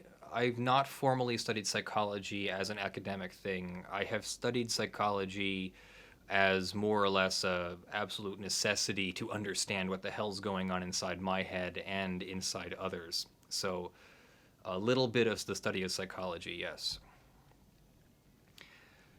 Thither, Barnaby True, our protagonist, was often asked to a family dinner, and indeed it was a pleasant home to visit, and to sit upon the veranda and smoke a cigarro with the good old gentleman and look out toward the mountain while the young ladies laughed and talked or played upon the guitar and sang, and oftentimes it was so it was strongly upon Barnaby's mind to speak to the good gentleman and tell him what he had beheld the night out in the harbor. But always he would think better of it and hold his peace, falling to thinking and smoking away upon his cigarro at a great rate. A day or two before the Belle Helen sailed for Kingston, Mr. Greenfield stopped Barnaby True as he was going through the office to bid him to come to dinner that night. For there within the tropics they breakfast. I had never heard that as a verb before. For there within the tropics they breakfast at 11 o'clock and take dinner. See, now I'm doing it. And take dinner and dinnering in the cool of the evening because of the heat, and not at midday as we do in more temperate latitudes. I would have you meet, said Mr. Greenfield, your chief passenger for New York, and his granddaughter, for whom the state cabin and the 2 staterooms are to be fitted as here ordered, showing a letter. Sir John Malyoe and Miss Marjorie Malyoe. Did you ever hear of Captain Jack Malyoe, Master Barnaby? Now, I do believe that Mr. Greenfield had no notion at all that old Captain Brand was Barnaby True's own grandfather and Captain John Malyoe his murderer. But when he so thrust at him the name of that man, what with that in itself and the late adventure through which he himself had just passed, and with his brooding upon it until it was so prodigiously big in his mind, it was like hitting him a blow. It was like hitting him a blow to so fling the questions at him. Man, that is tough language. Nevertheless, he was able to reply with a pretty straight face that he had heard of Captain Malyoe and who he was. Well, Mr. Greenfield, if Jack Malyoe was a desperate pirate and a wild, reckless blade 20 years ago, why, he is Sir John Malyoe now, and the owner of a fine estate in Devonshire. Well, Master Barnaby, when one is a baronet and come into the inheritance of a fine estate, though I do hear it is vastly cumbered with debts, the world will wink its eye to much that he may have done 20 years ago. I do hear say, though, that his own kin still turn the cold shoulder to him. To this address Barnaby answered nothing, but sat smoking away at his cigarro at a great rate. And so that night Barnaby True came face to face for the first time with the man who murdered his own grandfather, the greatest beast of a man that ever he met in all of his life.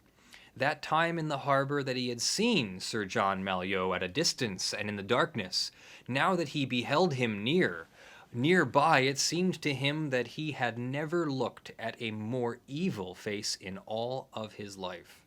Not that the man was altogether ugly, for he had a good nose and a fine double chin, but his his eyes stood out like balls and were red and watery, and he winked them continuously, as though they were always smarting, and his lips were thick and purple red, and his fat red cheeks were mottled here and there with little clots of purple veins, and when he spoke his voice rattled so in his throat that it made one wish to clear one's own throat to listen to him. So, what with a pair of fat white hands and that hoarse voice and his swollen face, his thick lips sticking out, it seemed to Barnaby True he had never seen a countenance so distasteful to him as that one into which he then looked. But if Sir John Malyoe was so displeasing to our hero's taste, why, the granddaughter, even this first time he beheld her, seemed to him to be the most beautiful, lovely young lady that he ever saw. She had a thin, fair skin, red lips, and yellow hair, though it was then powdered pretty white for the occasion, and the bluest eyes that Barnaby beheld in all of his life. A sweet, timid creature, who seemed not to dare so much as to speak a word for herself without looking to Sir John for leave to do so, and would shrink and shudder whenever he would speak of a sudden to her or direct a sudden glance upon her. When she did speak, it was in so low a voice that one had to bend his head to hear her, and even if she smiled, would catch herself and look up as though to see as if she had leave to be cheerful. As for Sir John, he sat at dinner like a pig, and gobbled and ate and drank, smacking his lips all the while, but with hardly a word to either her or Miss Greenfield or to Barnaby True, but with a sour, sullen air, as though he would say, "Your damned victuals and drink are no better than they should be, but I must eat 'em or nothing." A great bloated beast of a man. Only after dinner was over and the young lady and the two misses sat off in a corner together did Barnaby hear her talk with any ease. Then, to be sure, her tongue became loose, and she prattled away at a great rate, though hardly above her breath, until of a sudden her grandfather called out, in his hoarse, rattling voice, that it was time to go. Whereupon she stopped short in what she was saying and jumped up from her chair, looking as frightened as though she had been caught in something amiss, and was to be punished for it. Barnaby True and Mr. Greenfield both went out to see the two into their coach, where Sir John's men stood holding the lantern. And who should he be sure, but the same lean villain with a bald head who had offered to shoot the leader of our hero's expedition out on the harbor that night. For one of the circles of light from the lantern shining up into his face, Barnaby True knew him the moment he clapped eyes upon him. Though he could not have recognized our hero, he grinned at him in the most impudent, familiar fashion, and never so much as touched his hat, either to him or Mr. Greenfield. But as soon as his master and his young mistress had entered the coach, banged to the door, and scrambled up to the seat alongside the driver, and so away without a word, but with another impudent grin, this time favoring both Barnaby and the old gentleman. So were these two, master and man, and what Barnaby saw of them then was only confirmed by further observation, the most hateful couple he ever knew, though God knows what they had afterwards suffered should wipe all the complaint against them. The next day Sir John Malyoe's belongings began to come aboard the Belle Helen, and in the afternoon that same lean, villainous manservant comes skipping across the gangplank as nimble as a goat, with two black men behind him lugging a great sea chest. "What?" he cried out. "And so you is the supercargo, is you? Why, I thought you was more..." Am I supposed to be doing a pirate voice here? I don't... Who am I? It was the manservant. "What?" he cried out. "And so you is the supercargo, is you? Well, I thought you was more account when I saw you last night a-sittin' talking with his honor like his equal. Well, no matter. 'Tis something to have a brisk, genteel young fellow for a supercargo. So come, my hearty, lend a hand, will you, and help me set his honor's cabin to rights." What a speech was this to endure from such a fellow, to be sure, and Barnaby so high in his own esteem, and holding himself a gentleman. Well, what with his distaste for the villain, and what with such odious familiarity, You can guess into what a temper so impudent an address must have cast him. "You'll find the steward in yonder," he said, "and he'll show you the cabin," and therewith turned and walked away with prodigious dignity, leaving the other standing where he was. As he entered his own cabin, he could not but see, out of the tail of his eye, that the fellow was still standing there where he had left him, regarding him with the most evil, malevolent countenance, so that he had the satisfaction of knowing he had made one enemy during the voyage, who was not very likely to forgive or forget what he must regard as a slight put upon him. The next day, Sir John Malyoe himself came aboard, accompanied by his granddaughter, and followed by this man, and he followed again by 4 other men, who carried among them 2 trunks, not large in size, but prodigious, heavy in weight, and toward which Sir John and his follower devoted the utmost solicitude and care to see that they were properly carried into the state cabin he was to occupy.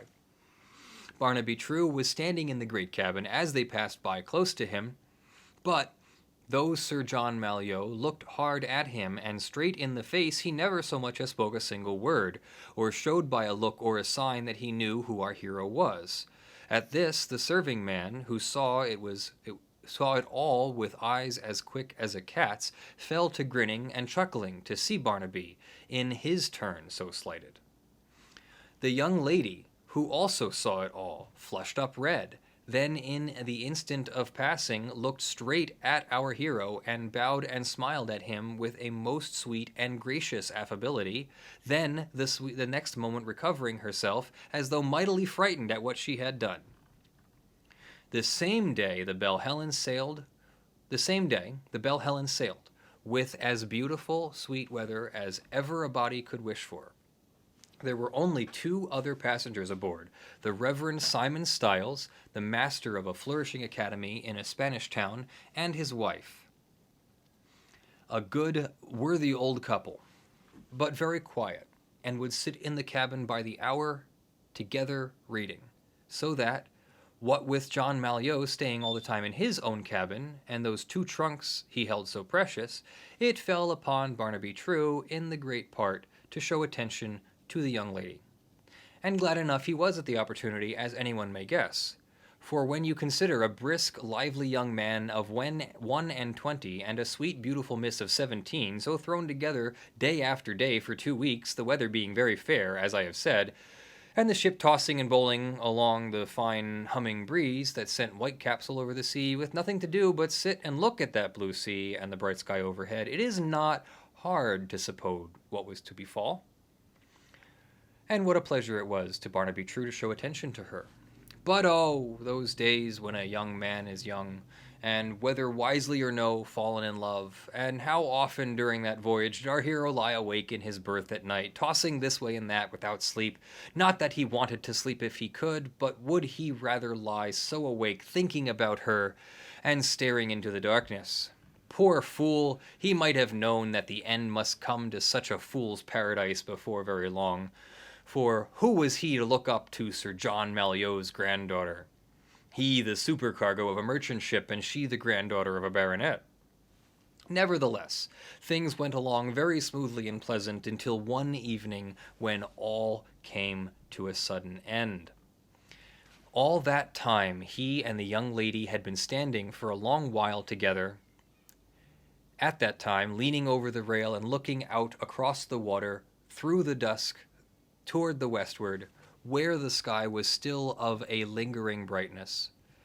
She had been mightily quiet and dull all that evening, but now of a sudden she began, without any preface whatsoever, to tell Barnaby about herself and her affairs. She said that she and her grandfather were going to New York, and that they might take passage to Boston town, there to meet her cousin Captain Malyoe, who was stationed in garrison at that place. Then she went on to say that Captain Malyoe was the next heir to the Devonshire estate, and that she and he were to be married in the fall. But poor Barnaby, what a fool was he, to be sure! Methinks when she first began to speak about Captain Malyoe, he knew this was coming, but now that she had told him he could say nothing. but stood there staring across the ocean, his breath coming hot and dry as ashes in his throat. She, poor thing, went on to say in a very low voice that she had liked him from the very first moment she had seen him, and had been very happy for these days, and would always think of him as a dear friend who had been very kind to her, who had so little pleasure in life, and so would always remember him. Then they were both silent, until at last Barnaby made shift to say, though in a hoarse and croaking voice, that Captain Malyoe must be a very happy man, and that if he were in Captain Malyoe's place, he would be the happiest man in the world. Thus, having spoken, so found his tongue, he went on to tell her, with his head all in a twirl, that he too loved her, and that what she had told him struck him to the heart, and made him the most miserable, unhappy wretch in the world. She was not angry at what he said, nor did she turn to look at him, but only said in a low voice he should not talk so, for that would only be a pain to both of them to speak of such things, and that whether she would or no, she must do everything as her grandfather bade her, for he was indeed a terrible man. To this, poor Barnaby could only repeat that he loved her with all of his heart, and that he had hoped for nothing in his love, but that he now was the most miserable man in the world.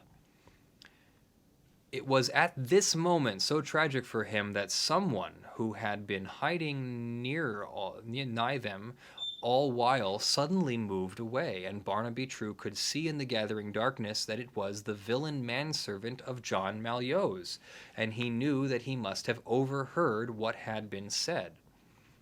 The man went straight to the great cabin, and poor Barnaby, his brain all a-tingle, stood looking after him, feeling that now indeed the last drop of bitterness had been added to his trouble to have such a wretch overhear what he had said. The young lady could not have seen the fellow, for she continued leaning over the rail, and Barnaby True, standing at her side, not moving, but in such a tumult of many passions, that he was like one bewildered, and his heart beating as though to smother him. So they stood for I know not how long, when, of a sudden, John Malyoe comes running out of the cabin without his hat, but carrying his gold-headed cane, and so straight across the deck to where Barnaby and the young lady stood, and that spying wretch close at his heels, grinning like an imp. "You hussy!" bawled out Sir John, so soon as he came out pretty near them, and in so loud a voice that all on deck might have heard. And as soon as he spoke, he waved his cane back and forth, as though he would have struck the young lady, who, shrinking back upon the deck, crouched as though to escape such a blow. "You hussy!" he bawled out with vile oaths, too horrible here to be set down. "What do you do here with this Yankee supercargo, not fit for a gentleman to wipe her feet upon? Get to your cabin, you hussy, before I lay this cane across your shoulders." With that, the whirling of Barnaby's brains and the passion into which he was already melted, with that his despair and his love and his anger at this address, a man gone mad could scarcely be less accountable for his actions than he was here at that moment. Hardly knowing what he did, he put his hand against Sir John Malyoe's breast and thrust him violently back, crying out upon him in the great loud hoarse voice for threatening a young lady, and saying that for a farthing he would wrench the stick out of his hand and throw it overboard. Sir John went staggering back with that push Barnaby gave him, and then caught himself up again. Then with a great bellow, ran roaring at our hero, whirling his cane about, and I believe, would have struck him, and God knows what then would have happened, had not his manservant caught him and held him. "Keep back!" he cried out to our hero, still mightily hoarse. "Keep back! If you strike me with that stick, I'll fling you overboard!" By this time, what with the sound of loud voices and the stamping of feet, some of the crew and others aboard were hurrying up, and the next moment Captain Manley and the first mate, Mr. Freesden, came running out of the cabin, but Barnaby, who was by this fairly set a-going, could not now stop himself. "And who are you, anyway," he cried out, "to threaten to strike me and to insult me? Who am I as good as you? You dare not strike me. You may shoot a man from behind, as you shot poor Captain Brand on the Rio Cobra River, but you won't dare strike me face to face. I know who and what you are." By this time Sir John Malyoe had ceased to endeavor to strike him, but stood stock still, his great bulging eyes staring as though they would pop out of his head. "What's all this?" cried Captain Manly, bustling up to them with Mr. Freeston. "What does all this mean?" But, as I have said, our hero was too far gone now to contain himself until all that he had to say was out. "That damned villain insulted me and insulted the young lady," he cried out, panting in the extremity of his passion, "and then he threatened to strike me with his cane. But I know who he is and what he is. I know what he's got in his cabin, in those 2 trunks, and where he found it and whom it belongs to. He found it out on the shores of the Rio Cobra River, and I have only to open my mouth and tell what I know about it." At this Captain Manly clapped his hand upon our hero's shoulder, and fell to shaking him, that he could scarcely stand, calling out to him the while to be silent. "What do you mean?" he cried. "An officer of this ship to quarrel with a passenger of mine? You go straight to your cabin, and stay there till I give you leave to come out again."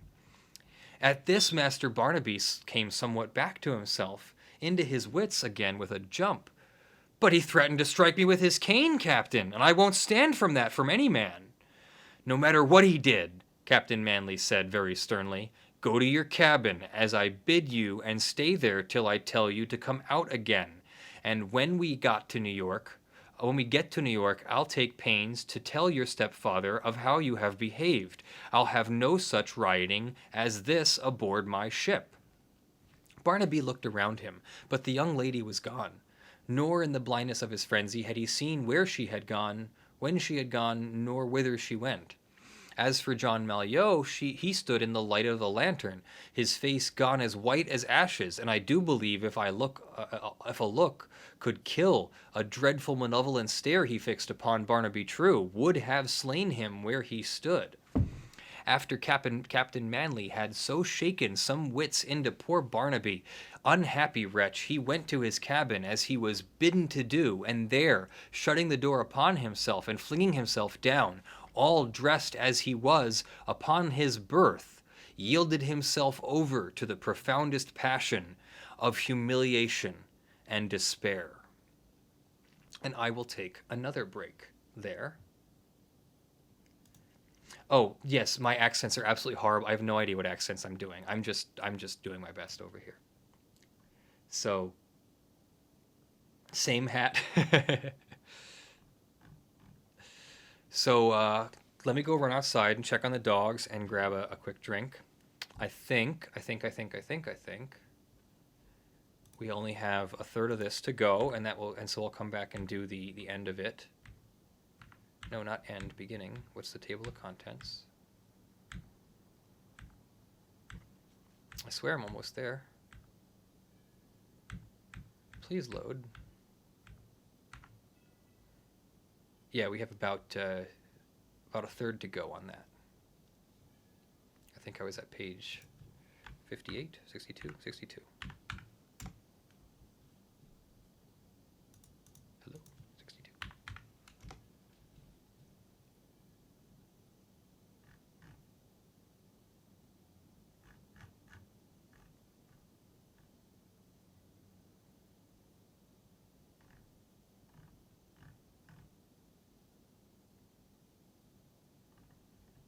Yeah, that's where it was. Okay, so let me just check on the dogs. Dante, you have only missed me reading more of the pirate book. Unless you were in the loo for a very long time. Let's see how the dogs are doing.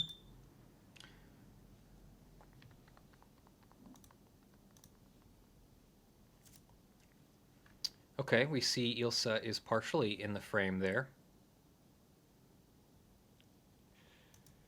How about I continue reading?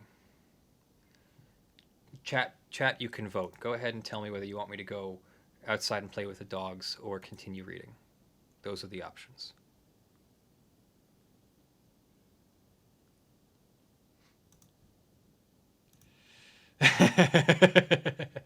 Abby has posted some great things to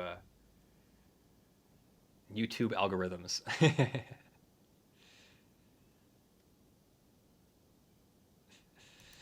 Coconut, it's really okay. This is just a fun 50,000 subscriber celebration. Not expecting anybody to watch all of this from start to finish. You're more than welcome to go watch something else. I appreciate your stopping by, and I appreciate YouTube um, uh, uh, recommending it to you. Clench, I can make you a moderator for chat if you'd like. We don't use a heavy hand moderating the chat. We just really the really egregious stuff. Let me I don't know if I can I do it from here? I don't know if I can do it from here. Let's see. Oh yeah, I can do it from here. There you go, Clench. All right, so read it to the doggies. Could I don't think I could read this outside because it was a little windy out there. I could see if I could grab a dog in my lap and try and read it to the dog in my lap, but we'll try that. Sing a rainbow. I don't know how you sing a rainbow. There's a song that reminds me of rainbows, but that song is licensed and I don't have a license for that.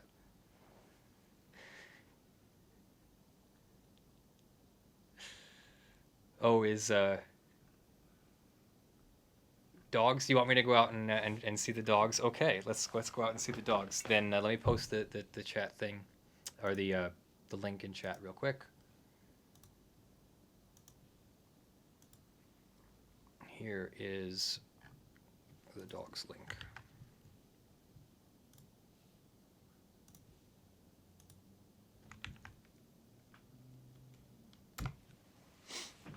Dogs.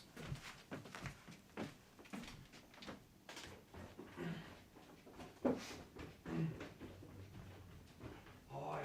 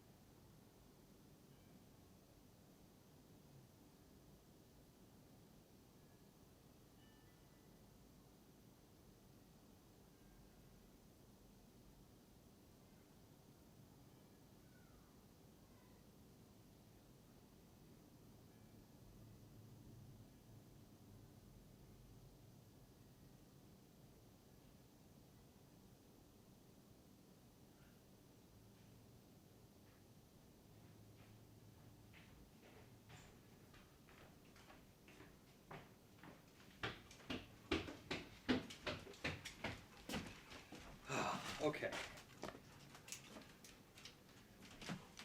Back to Eeyore. I like Eeyore. Eeyore is my favorite.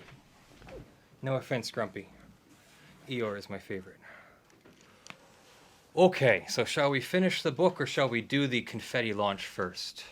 How about we do the confetti launch while you're all here? So I guess let's bring this up. The H3 update is still up there. Maybe we make that just a little smaller.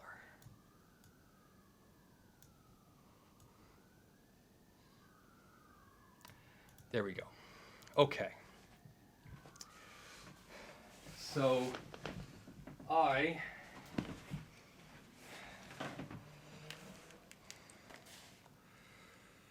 purchased way more confetti than I originally intended to.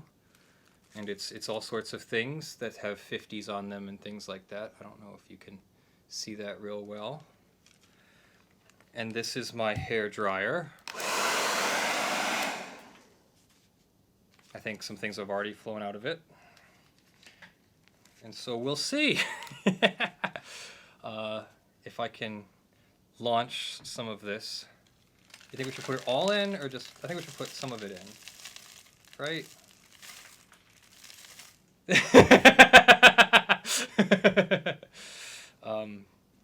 Should I point it up straight up in the air? I guess I should point it straight up in the air. So that was just like this quarter, because I haven't actually tried this yet. So don't they still tell you never to look down the barrel? Okay. 3, 2, 1. Yay! Oh boy. I have so much more confetti to go. Did that get in my soda? No, but it got on my face. Shall we try that again? Yes, the heat is turned off. Yes, the heat is not on. There, we'll do a little bit, and we'll see how that works. And I'll bring it on camera. Is that better? There we go. 3, 2, 1. Yay!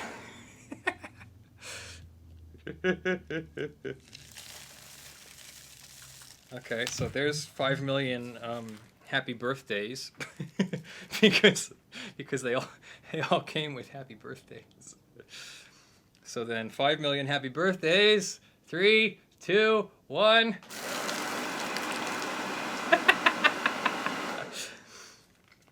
And then how about if we do the rest and I shoot it not onto my computer setup? Should I save a little bit for last? I can save a little bit for last. Yeah, I'll save a little bit for last. Plus, I can just kind of scoop it up by the handful off the floor. And so what happens if I put it like up? Is it 3, 2, 1? It just kind of launches it in a clump. And I guess I'll save that little bit for last. It'll be the last thing we do before closing it out. All right. So aside from some sweeping to do,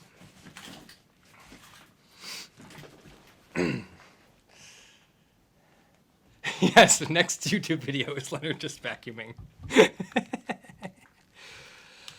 Okay, so once again, thank you everyone who has supported this channel.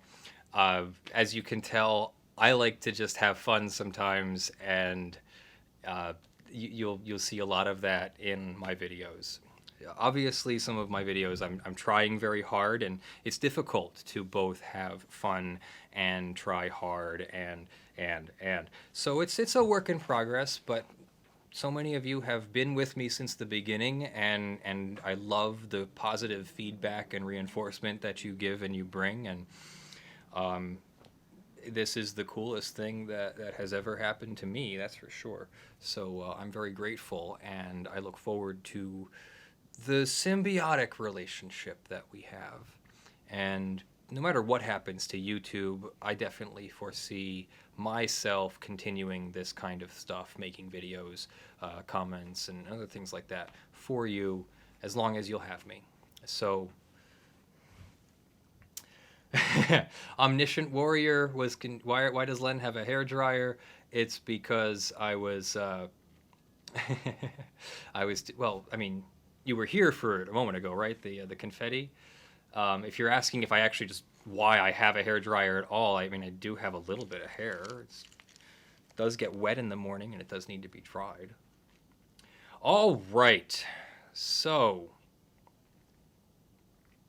why does this say live for an hour and 22 minutes when we've been live for 2 hours and 10?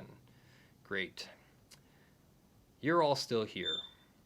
I do own a fedora. I own a straw fedora. I'd be more than willing for you to send me all the wacky fedoras you want. So, back to our friend Howard Poyle and his Book of Pirates, and our friend Barnaby True. It was from the midst of one of these extravagant dreams that he was suddenly aroused by the noise of a pistol shot, and then the noise of another, and another, and then a great bump, and a grinding jar, and then the sound of many footsteps running across the deck and down into the great cabin. Then came a tremendous uproar of voices in the great cabin, the struggling as of men's bodies being tossed about, striking violently against the partitions and bulkheads. At the same instant arose a screaming of women's voices, one voice, and that Sir John Malyoe's crying out in the greatest extremity, "You villains! You damned villains!" And with the great detonation of a pistol fired into the close space of the great cabin. Okay. Maybe I might have reloaded the page. Barnaby was out in the middle of his cabin in a moment, and taking only time enough to snatch down one of the pistols that hung at the head of his berth, flung out into the great cabin, to find it as black as night, the lantern slung there having been either blown out or dashed out into darkness. The prodigiously dark space was full of uproar, the hubbub of confusion pierced through and through by that keen sound of women's voices screaming, one in the cabin and the other in the stateroom beyond. Almost immediately Barnaby pitched headlong over 2 or 3 struggling men scuffling together upon the deck, falling with such a great clatter and the loss of his pistol, which, however, he regained almost immediately. What all that uproar meant he could not tell, but he presently heard Captain Manley's voice from somewhere suddenly calling out, "You bloody pirate! What you choke me with? Would you choke me to death?" Would you choke me to death? Wherewith some notion of what had happened came to him like a flash, and that they had been attacked in the night by pirates. Looking toward the companionway, he saw, outlined against the darkness of the night without the blacker form of a man's figure, standing still and motionless as a statue in the middle of all of this hubbub. And so, by some instinct, he knew in a moment that he must be the master maker of all this devil's brew. Therewith, still kneeling upon the deck, he covered the boatswain of that shadowy figure point blank, as he thought, with his pistol, and instantly pulled the trigger.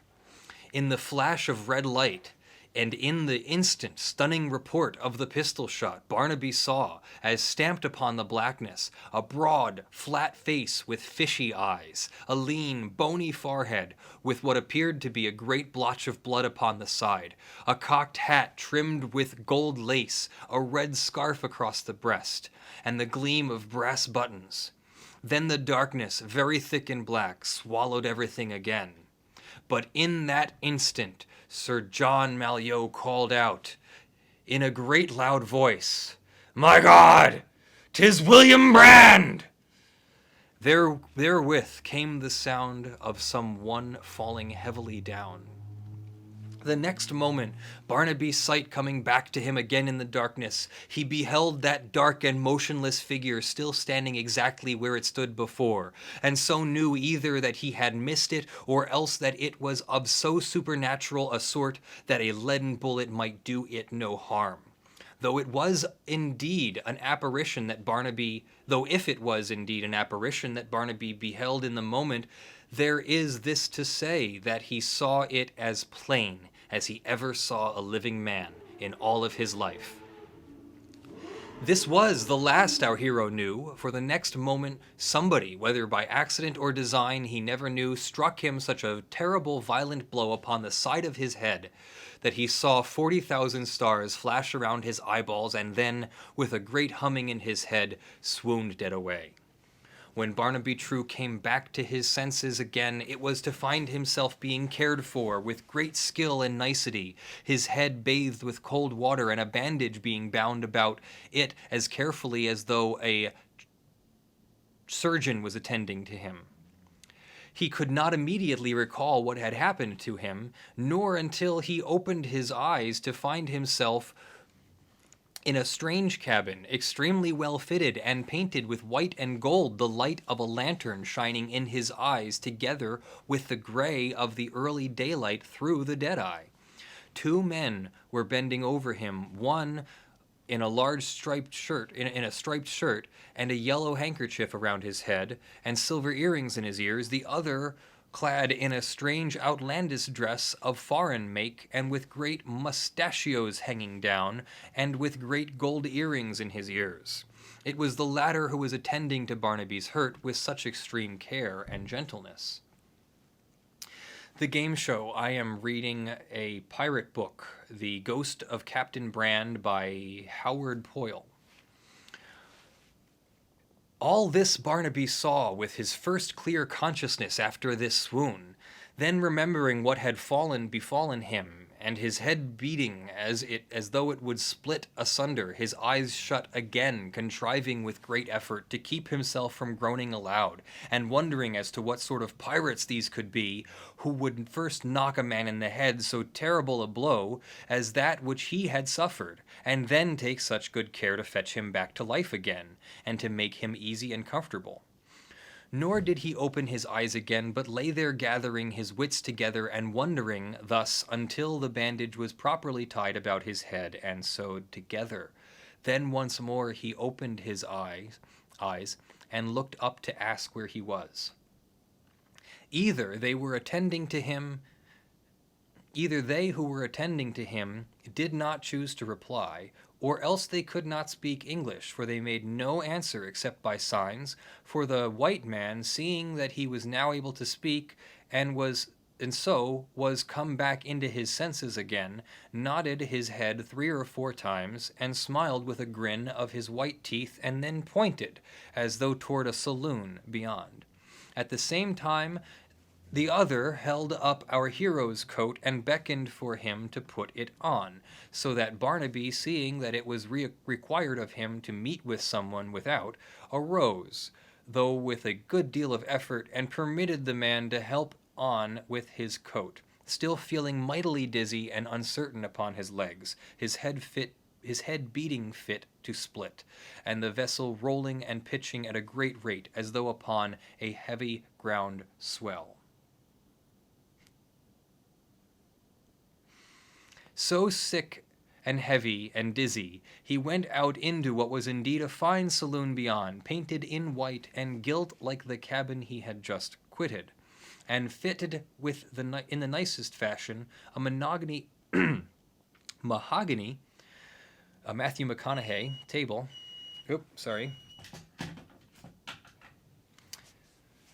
A mahogany table, polished very bright, extending the length of the room, and a quantity of bottles, together with glasses of clear crystal, arranged in a hanging rack above. Here at the table, a man was sitting with his back to our hero, clad in a rough pea-jacket, and with a red handkerchief tied around his throat, his feet stretched out before him, and he smoking a pipe of tobacco with all the ease and comfort in the world.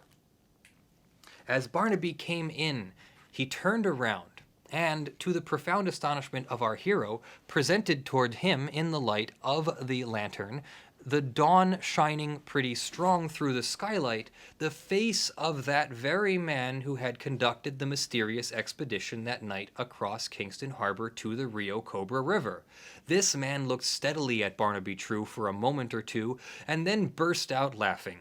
And indeed, Barnaby, standing there with the bandage about his head, must have looked a very droll picture of that astonishment he felt so profoundly at finding that this was the pirate into whose hands he had fallen. "Well," says the other, "and so you be up at last. No great harm done, I'll be bound. And how does your head feel by now, my young master?" To this Barnaby made no reply, but with wonder, and the dizziness of his head, seated himself at the table over against the speaker, who pushed a bottle of rum to him, together with a glass from the swinging shelf above.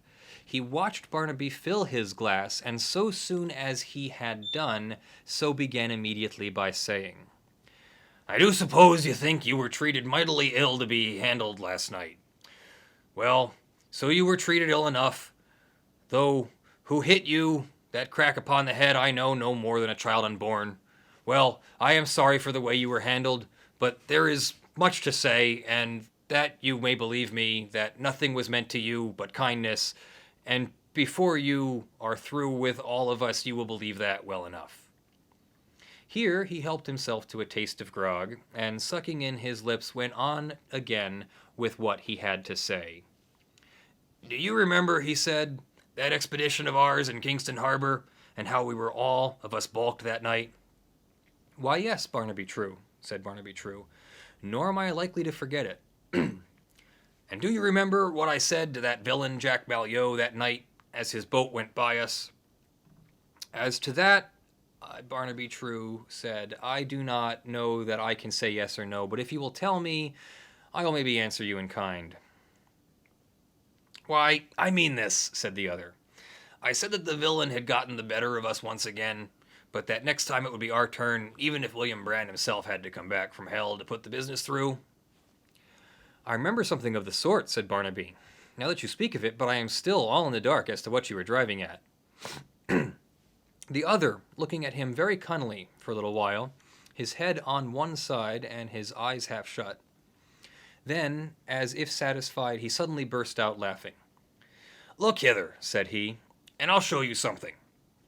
And therewith, moving to one side, disclosed a couple of traveling cases or small trunks with brass studs, so exactly like those that Sir John Malyoe had fetched aboard at Jamaica that Barnaby, putting this and that together, knew they must be the same. Our hero had a strong enough suspicion as to what those two cases contained, and his suspicion had become a certainty when he saw Sir John Malyoe struck all white at being threatened about them, and his face lowering so malevolently as to look murder. He had dared to do it. "Yes, sir, hop, hop. Can you hop? Go girl."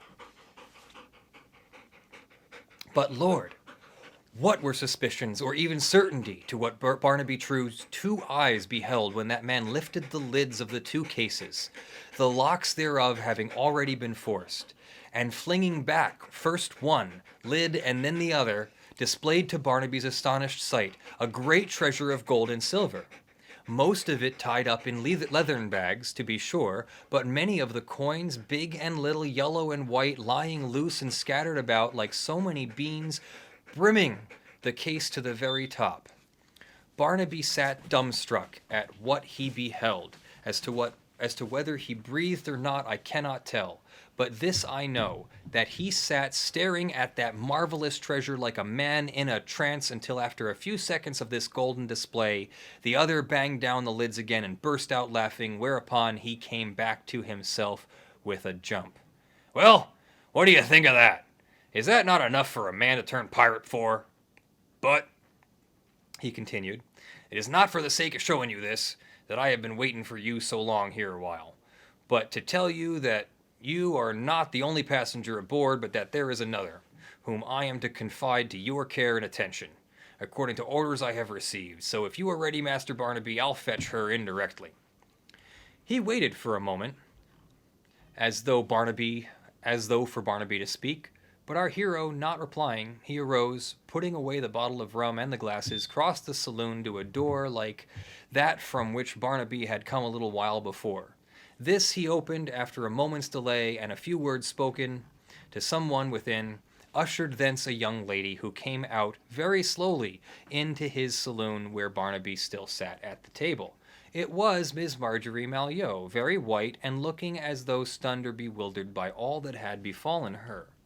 Barnaby True could never tell whether the amazing strange voyage that followed was of long or short duration, whether it occupied 3 or 10 days, for conceive, if you choose, two people of flesh and blood, moving and living continually in all the circumstances and surroundings as of a nightmare dream, yet they two so happy together that all the universe beside was of no moment to them. How was anyone to tell whether in such circumstances any time appeared to be long or short? Does a dream appear to be long or short? The vessel in which they sailed was a brigantine, a good size and build, but manned by a considerable crew, the most strange and outlandish in their appearance that Barnaby could ever behold.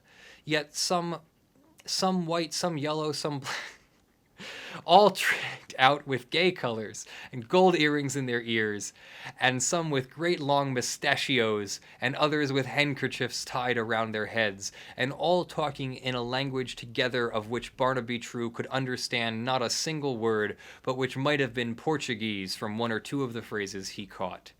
Nor did this strange, mysterious crew of God knows what sort of men seem to pay any attention whatever to Barnaby or the young lady. They might now and then have looked at them and her out of the corners of their eyes, but that was all. Otherwise, they were indeed like the creatures of nightmare dreams. Only he, who was the captain of this outlandish crew, would maybe speak to Barnaby a few words as to whether or not when he would come down into the saloon to mix a glass of grog or to light a pipe of tobacco and then go back on the deck about his business. Otherwise our hero and the young lady were left to themselves, and to do as they please, with no one to interfere with them. And there they are. There's our Barnaby True and Miss Malyoe.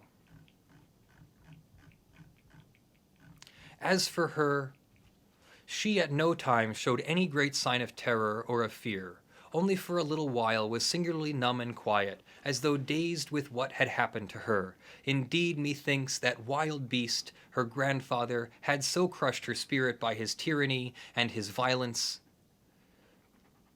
that nothing that happened to her might seem sharp and keen as it does to others of ordinary trot. But this was only a first, for afterward her face began to grow singularly clear, as with a white light, and she would sit quite still, permitting Barnaby to gaze, I know not for how long, into her eyes, her face so transfigured, and her lips smiling, and they, as it were, neither of them breathing, but hearing, as in another far distant place, the outlandish jargon of the crew talking together in the warm, bright sunlight, or the sound of creaking block and tackle as they hauled it upon the sheets. Is it then any wonder that Barnaby True could never remember whether such a voyage as this was long or short? It was as though they might have sailed so upon that wonderful voyage forever.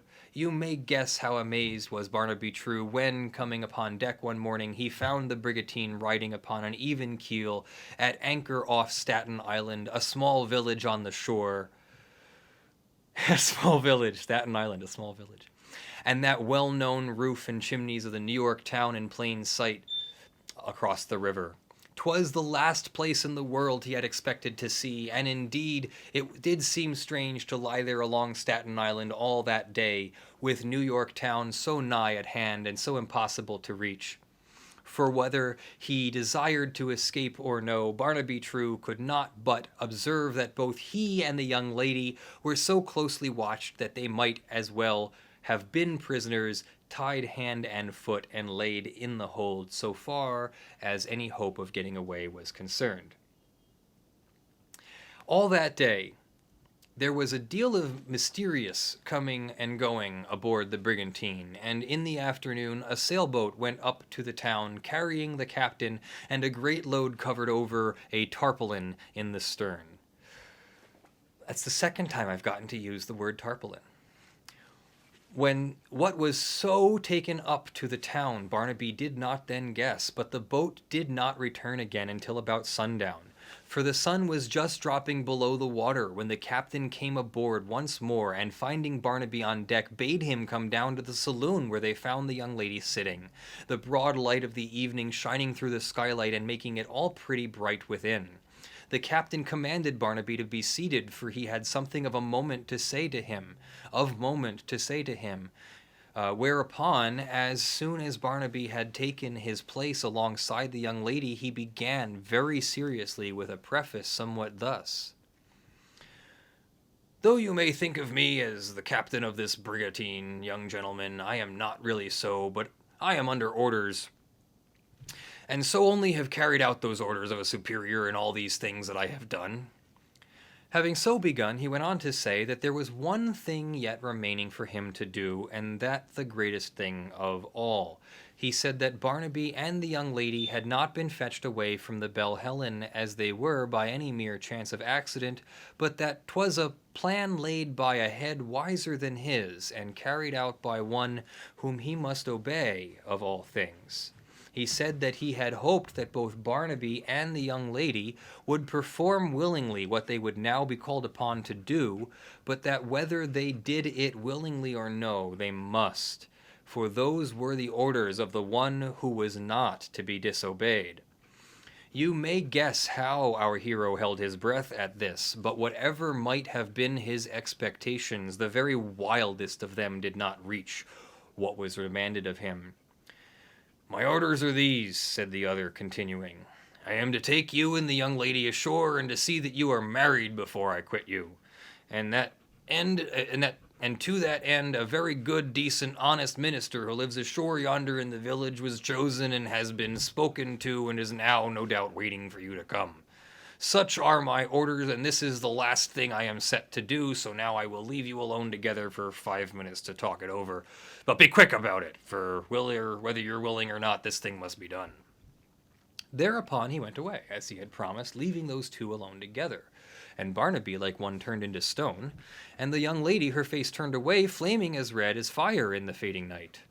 Nor can I tell what Barnaby said to her, nor what words he used, but only, all in a tumult, with neither beginning nor end, he told her that God knew he loved her, and that with all his heart and soul, and that there was nothing in all the world for him but her, but nevertheless, if she should not have it as had been ordered, if she were not willing to marry him as she was bidden to do so, he would rather die than lend himself to forcing her to such a thing against her will. Nevertheless, he told her she must speak up and tell him yes or no, and that God knew he would give all the world if she would say yes. All this and more he said in such a tumult of words that there were no order in their speaking, and so she sitting there, her bosom rising and falling as though her breath stifled her. Nor may I tell what she replied to him, only this, that she said she would marry him. At this she took into his arms and set his lips to hers, and his heart all melting away in his bosom. So presently came the captain back into the saloon again to find Barnaby sitting there holding her hand, she with her face turned away, and his heart beating like a trip hammer, and so saw that all was settled and he would have it, wherewith he wished them both joy and gave Barnaby his hand. The yawl bolt belonging to the brigantine was ready and waiting alongside when they came to the deck, and immediately they descended to it and took their seats. So they landed, and in a while were walking upon the village street in the darkness, she clinging to his arm as though she would swoon, and the captain of the brigantine and 2 other men from aboard following after them. And so to the minister's house, finding him waiting for them, smoking his pipe in the warm evening and walking up and down in front of his own door, he immediately conducted them into the house, where, his wife having fetched a candle, and 2 others of the village folk being present, the good man having asked several questions as to their names and their age and where they were from, the ceremony was performed, and the certificate duly signed by those present, except the men who had come ashore from the brigantine, who refused to set their hands to any paper. The same sailboat that had taken the captain up to the town in the afternoon was waiting for them at the landing place, whence the captain, having wished them Godspeed, and having shaken Barnaby very heartily by the hand, they pushed off, and coming about, ran away with the slant of the wind, dropping the shore, and those strange beings alike behind them into the night. As they sped through the darkness, they could hear the creaking of the sails being hoisted aboard the brigantine, and he knew she was about to put to sea once more. Nor did Barnaby True ever set eyes upon those beings again, nor did anyone else that I ever heard tell of. It was nigh midnight when they made Mr. Hartright's wharf at the foot of Wall Street, and so the streets were all dark and silent and deserted as they walked up to Barnaby's home. You may conceive of the wonder and amazement of Barnaby's dear stepfather when, clad in a dressing gown, and carrying a lighted candle in his hand, he unlocked and unbarred the door, and so saw who it was had aroused him at such an hour of the night, and the young and beautiful lady whom Barnaby had fetched with him. The first thought of the good man was that the Belle Helen had come into port. Nor did Barnaby undeceive him as he led the way into the house, but waited until they were all safe and sound in privity together before he should unfold his strange and wonderful story. "This was left for you by 2 foreign sailors this afternoon, Barnaby," the good old man said, as he led the way through the hall, holding up the candle at the same time so that Barnaby might see an object that stood against the wainscoting by the door of the dining room. Nor could Barnaby refrain from crying out with the amazement when he saw that it was one of the true chests of treasure that Sir John Malyoe had fetched from Jamaica, and which the pirates had taken from the Belle Helen. As for Mr. Hartright, he guessed no more what was in it than the man in the moon. The next day, but one brought the Belle Helen herself into port, and the terrible news not only of having been attacked at night by pirates, but also that Sir John Malyoe was dead. For whether it was the sudden shock of the sight of his old captain's face, whom he himself had murdered and thought dead and buried, flashing so out against the darkness, or whether it was the strain of passion that overset his brains, certain it is that when the pirates left the Belle Helen, carrying with them the young lady and Barnaby and the traveling trunks, those left aboard the Belle Helen found Sir John Malyoe lying in a fit upon the floor, frothing at the mouth and black in the face, as though he had been choked, and so took away to his breath, where the next morning about 10 o'clock he died, without having once opened his eyes or spoken a single word.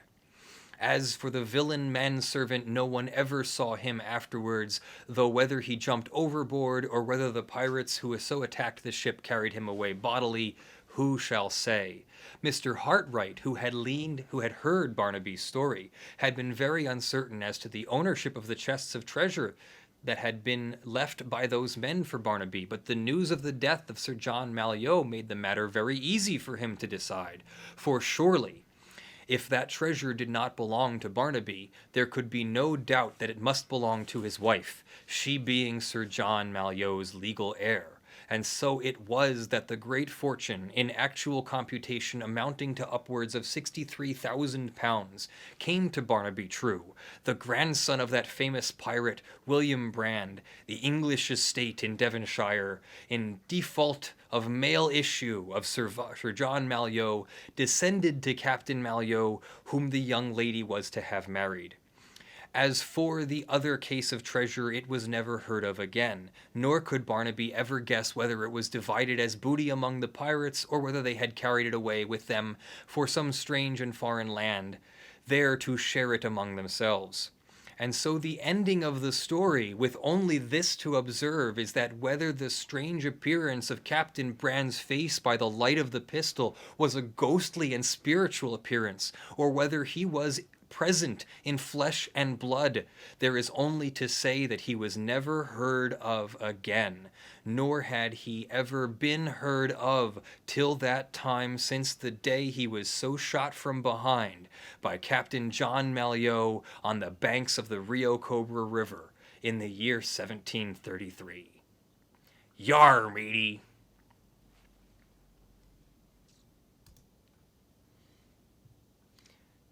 So that is The Ghost of Captain Brand by Howard Pyle, a book in the public domain.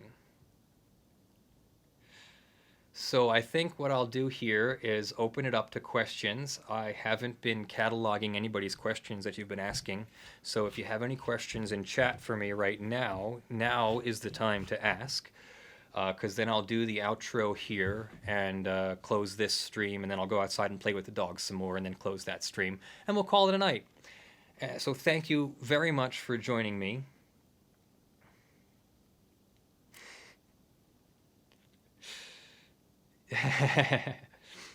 Yes, Dante, I messed it up with a bunch of grammatical errors too. That was actually quite a hard read. So thank you all for joining me. I might actually cut that up into one continuous story and post that then separately. I'm sorry for the beeping in the background and the beeping over here, and I'll have to go change the battery in my smoke detector. Any thoughts on the legality of YouTube heroes and labor law? Yeah, they're not acting as employees, so I'd have to see some other kind of labor law. You spelled labor in the English spelling, so I'm wondering if maybe you're not talking about English labor law, which I am not familiar with at all.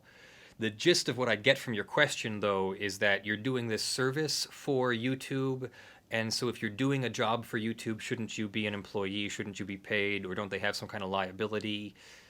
I don't know. The other half of that is then, if they are considered active moderators of content, then that puts them within the LiveJournal situation, where LiveJournal lost their their safe harbor. So, could be. Has anyone? Yes, someone has pointed me out to Sid Alpha's video on SideBrick, and I will be doing a video on that very, very probably. Ilsa, do you want to come up? You're like sitting here. Come up. Come up. No, you don't want to come up. Come on. Come here. Come here. Up. Up. No. Nico, do you want to come up? Nico, you can come up. Nico. Oh, he doesn't. Nico doesn't want to walk where all the confetti has fallen. Nico, come here. Oh. Oh. Okay. We got Ilsa. Ilsa to come up. What are your opinion on patents for business methods? Hate them. I think business method patents are horrible. We should only be patenting novel expressions of ideas, and that's that's novel to a person skilled in the field. Business methods, at least the ones I've seen, are not. They're really not that novel. They're just a business method, like on the internet, or a business method with a computer, something like that. So just like you can't patent computer code, you can copyright computer code. Yes, I understand you'd like to go out. Yes, I know. I know you'd like to go out. The door's open. You can go out. You can go out all you want. You just don't realize it because you're a dog. And you are used to me having to walk you downstairs to take you out. I love you very much, but I'm done in a minute, I swear. Okay. I've seen Daddy-O5 cross a couple times. I'm going to make an entire video about Daddy-O5, but let me spend a minute on this here. This is live, so let me think about this for a second, how I want to word this. Daddy-O5 is a very difficult situation and a prime example of how complicated custody and parentage can be anywhere, let alone in the United States. If you watch Daddy 05's videos or Philip DeFranco's expose on Daddy 05's videos, you will see a lot of what I would categorize as child abuse. Is it the worst kind of child abuse in the world? No. I get that. I get that it's just parents pushing children to have a reaction. However, it appears to me that the child or children, or at least one of the children, I won't say their name, at least not on live stream till I've determined how I want to handle it, may probably be suffering from some kind of post-trauma stress because of the incidents that have happened. That right there is a very good reason why those videos need to stop, and that post-trauma stress needs to be dealt with before it gets worse. I have dealt with post-trauma stress. I have represented people who have dealt with post-trauma stress. I have won custody cases outright, asking this question: what is your understanding of the child's mental condition? And I'll bet you that Daddy 05, at least until recently, didn't know the answer to that question, or had a poor understanding of his children's mental health. So then to make YouTube videos that exacerbate the children's extreme or moderately extreme reactions to their moderately extreme pranks, or I'll stick with that, moderately extreme. You've caused them a very extreme to moderately extreme emotional reaction in a child that isn't of an age to properly understand it and what's happening, who doesn't understand that these are pranks and jokes right away, and has this extreme reaction first, then has things explained to him later. That is not the same as an actor who knows that he's acting on a show. So then you have biomom, biological mom, who says that she fought for custody of the child and that she lost, but only because of some other misconduct on the opposing party's side. Well, that says to me that this only makes the situation more difficult, because now biomom is going to have an uphill battle fighting for any custody against dad and stepmom. So you've got dad and stepmom with the kid with a more or less favorable previous custody case. And so what? We're going to ask Child Protective Services to come take the child or the children away and what? Put them into the foster care system? This is one of those times when I really got to cite better the devil you know. I mean, at least we know what these parents are doing. Maybe CPS, maybe the social justice warrior side of things should be putting their efforts, and I'm not saying they're not, into rehabilitating the existing situation, restorative practices for the existing situation rather than anything more. It's a really tough situation. Is it possible that the children might benefit from a different parentage situation? It's possible. It's unlikely that this is going to get fixed easily. And that's why it's an extremely difficult situation, why I struggled to make a video about it at first, because I was having a fairly angry / sad emotional reaction to it, and I needed to get my head on straight about it. All I can say is the Philip DeFranco video caused some good. Maybe it'll cause some turmoil in their life for the time being, but hopefully that turmoil will lead to good things for the children.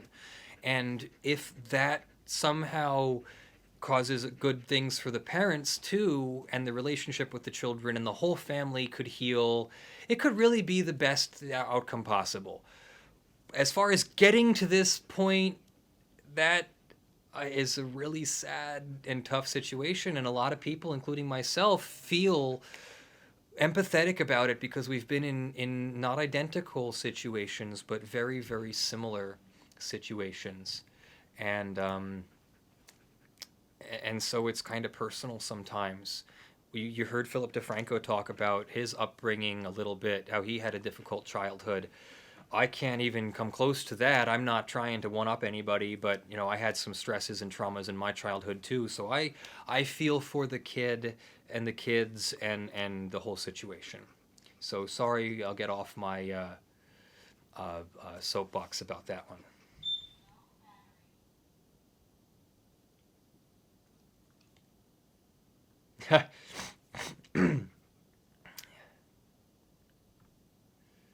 Did you know that you're my hero? Did you ever know that you're my hero? Wait, I can't sing that. That's licensed.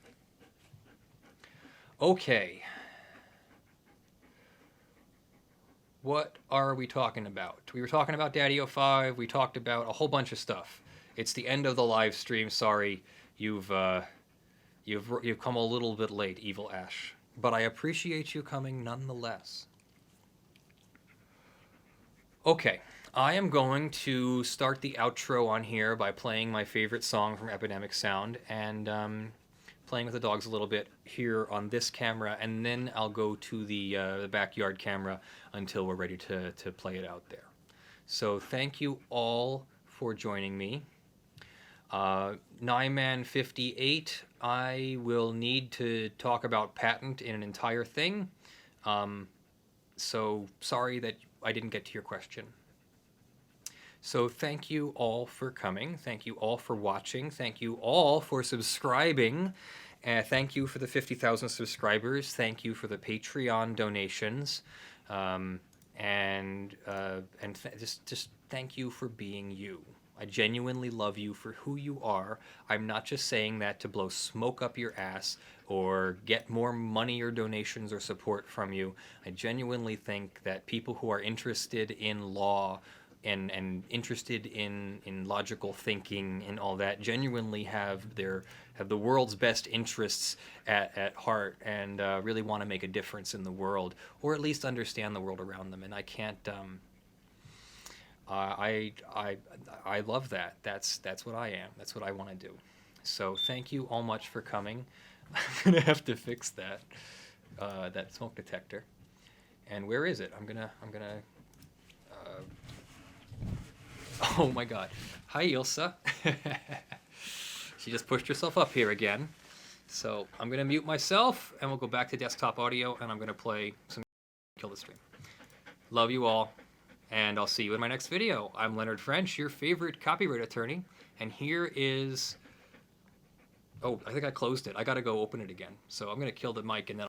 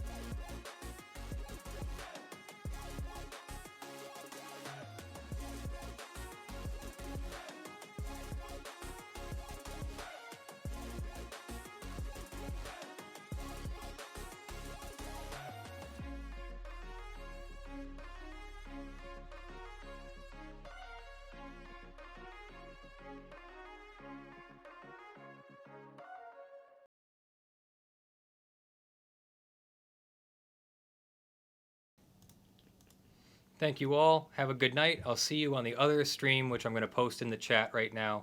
And I love you all. I'm Leonard French, your favorite copyright attorney, and I'll see you again soon.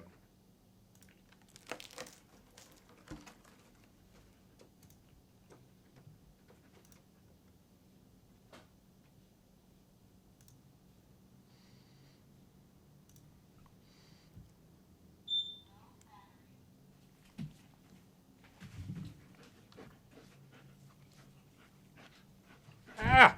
Just stop it. She really wants to go outside and play.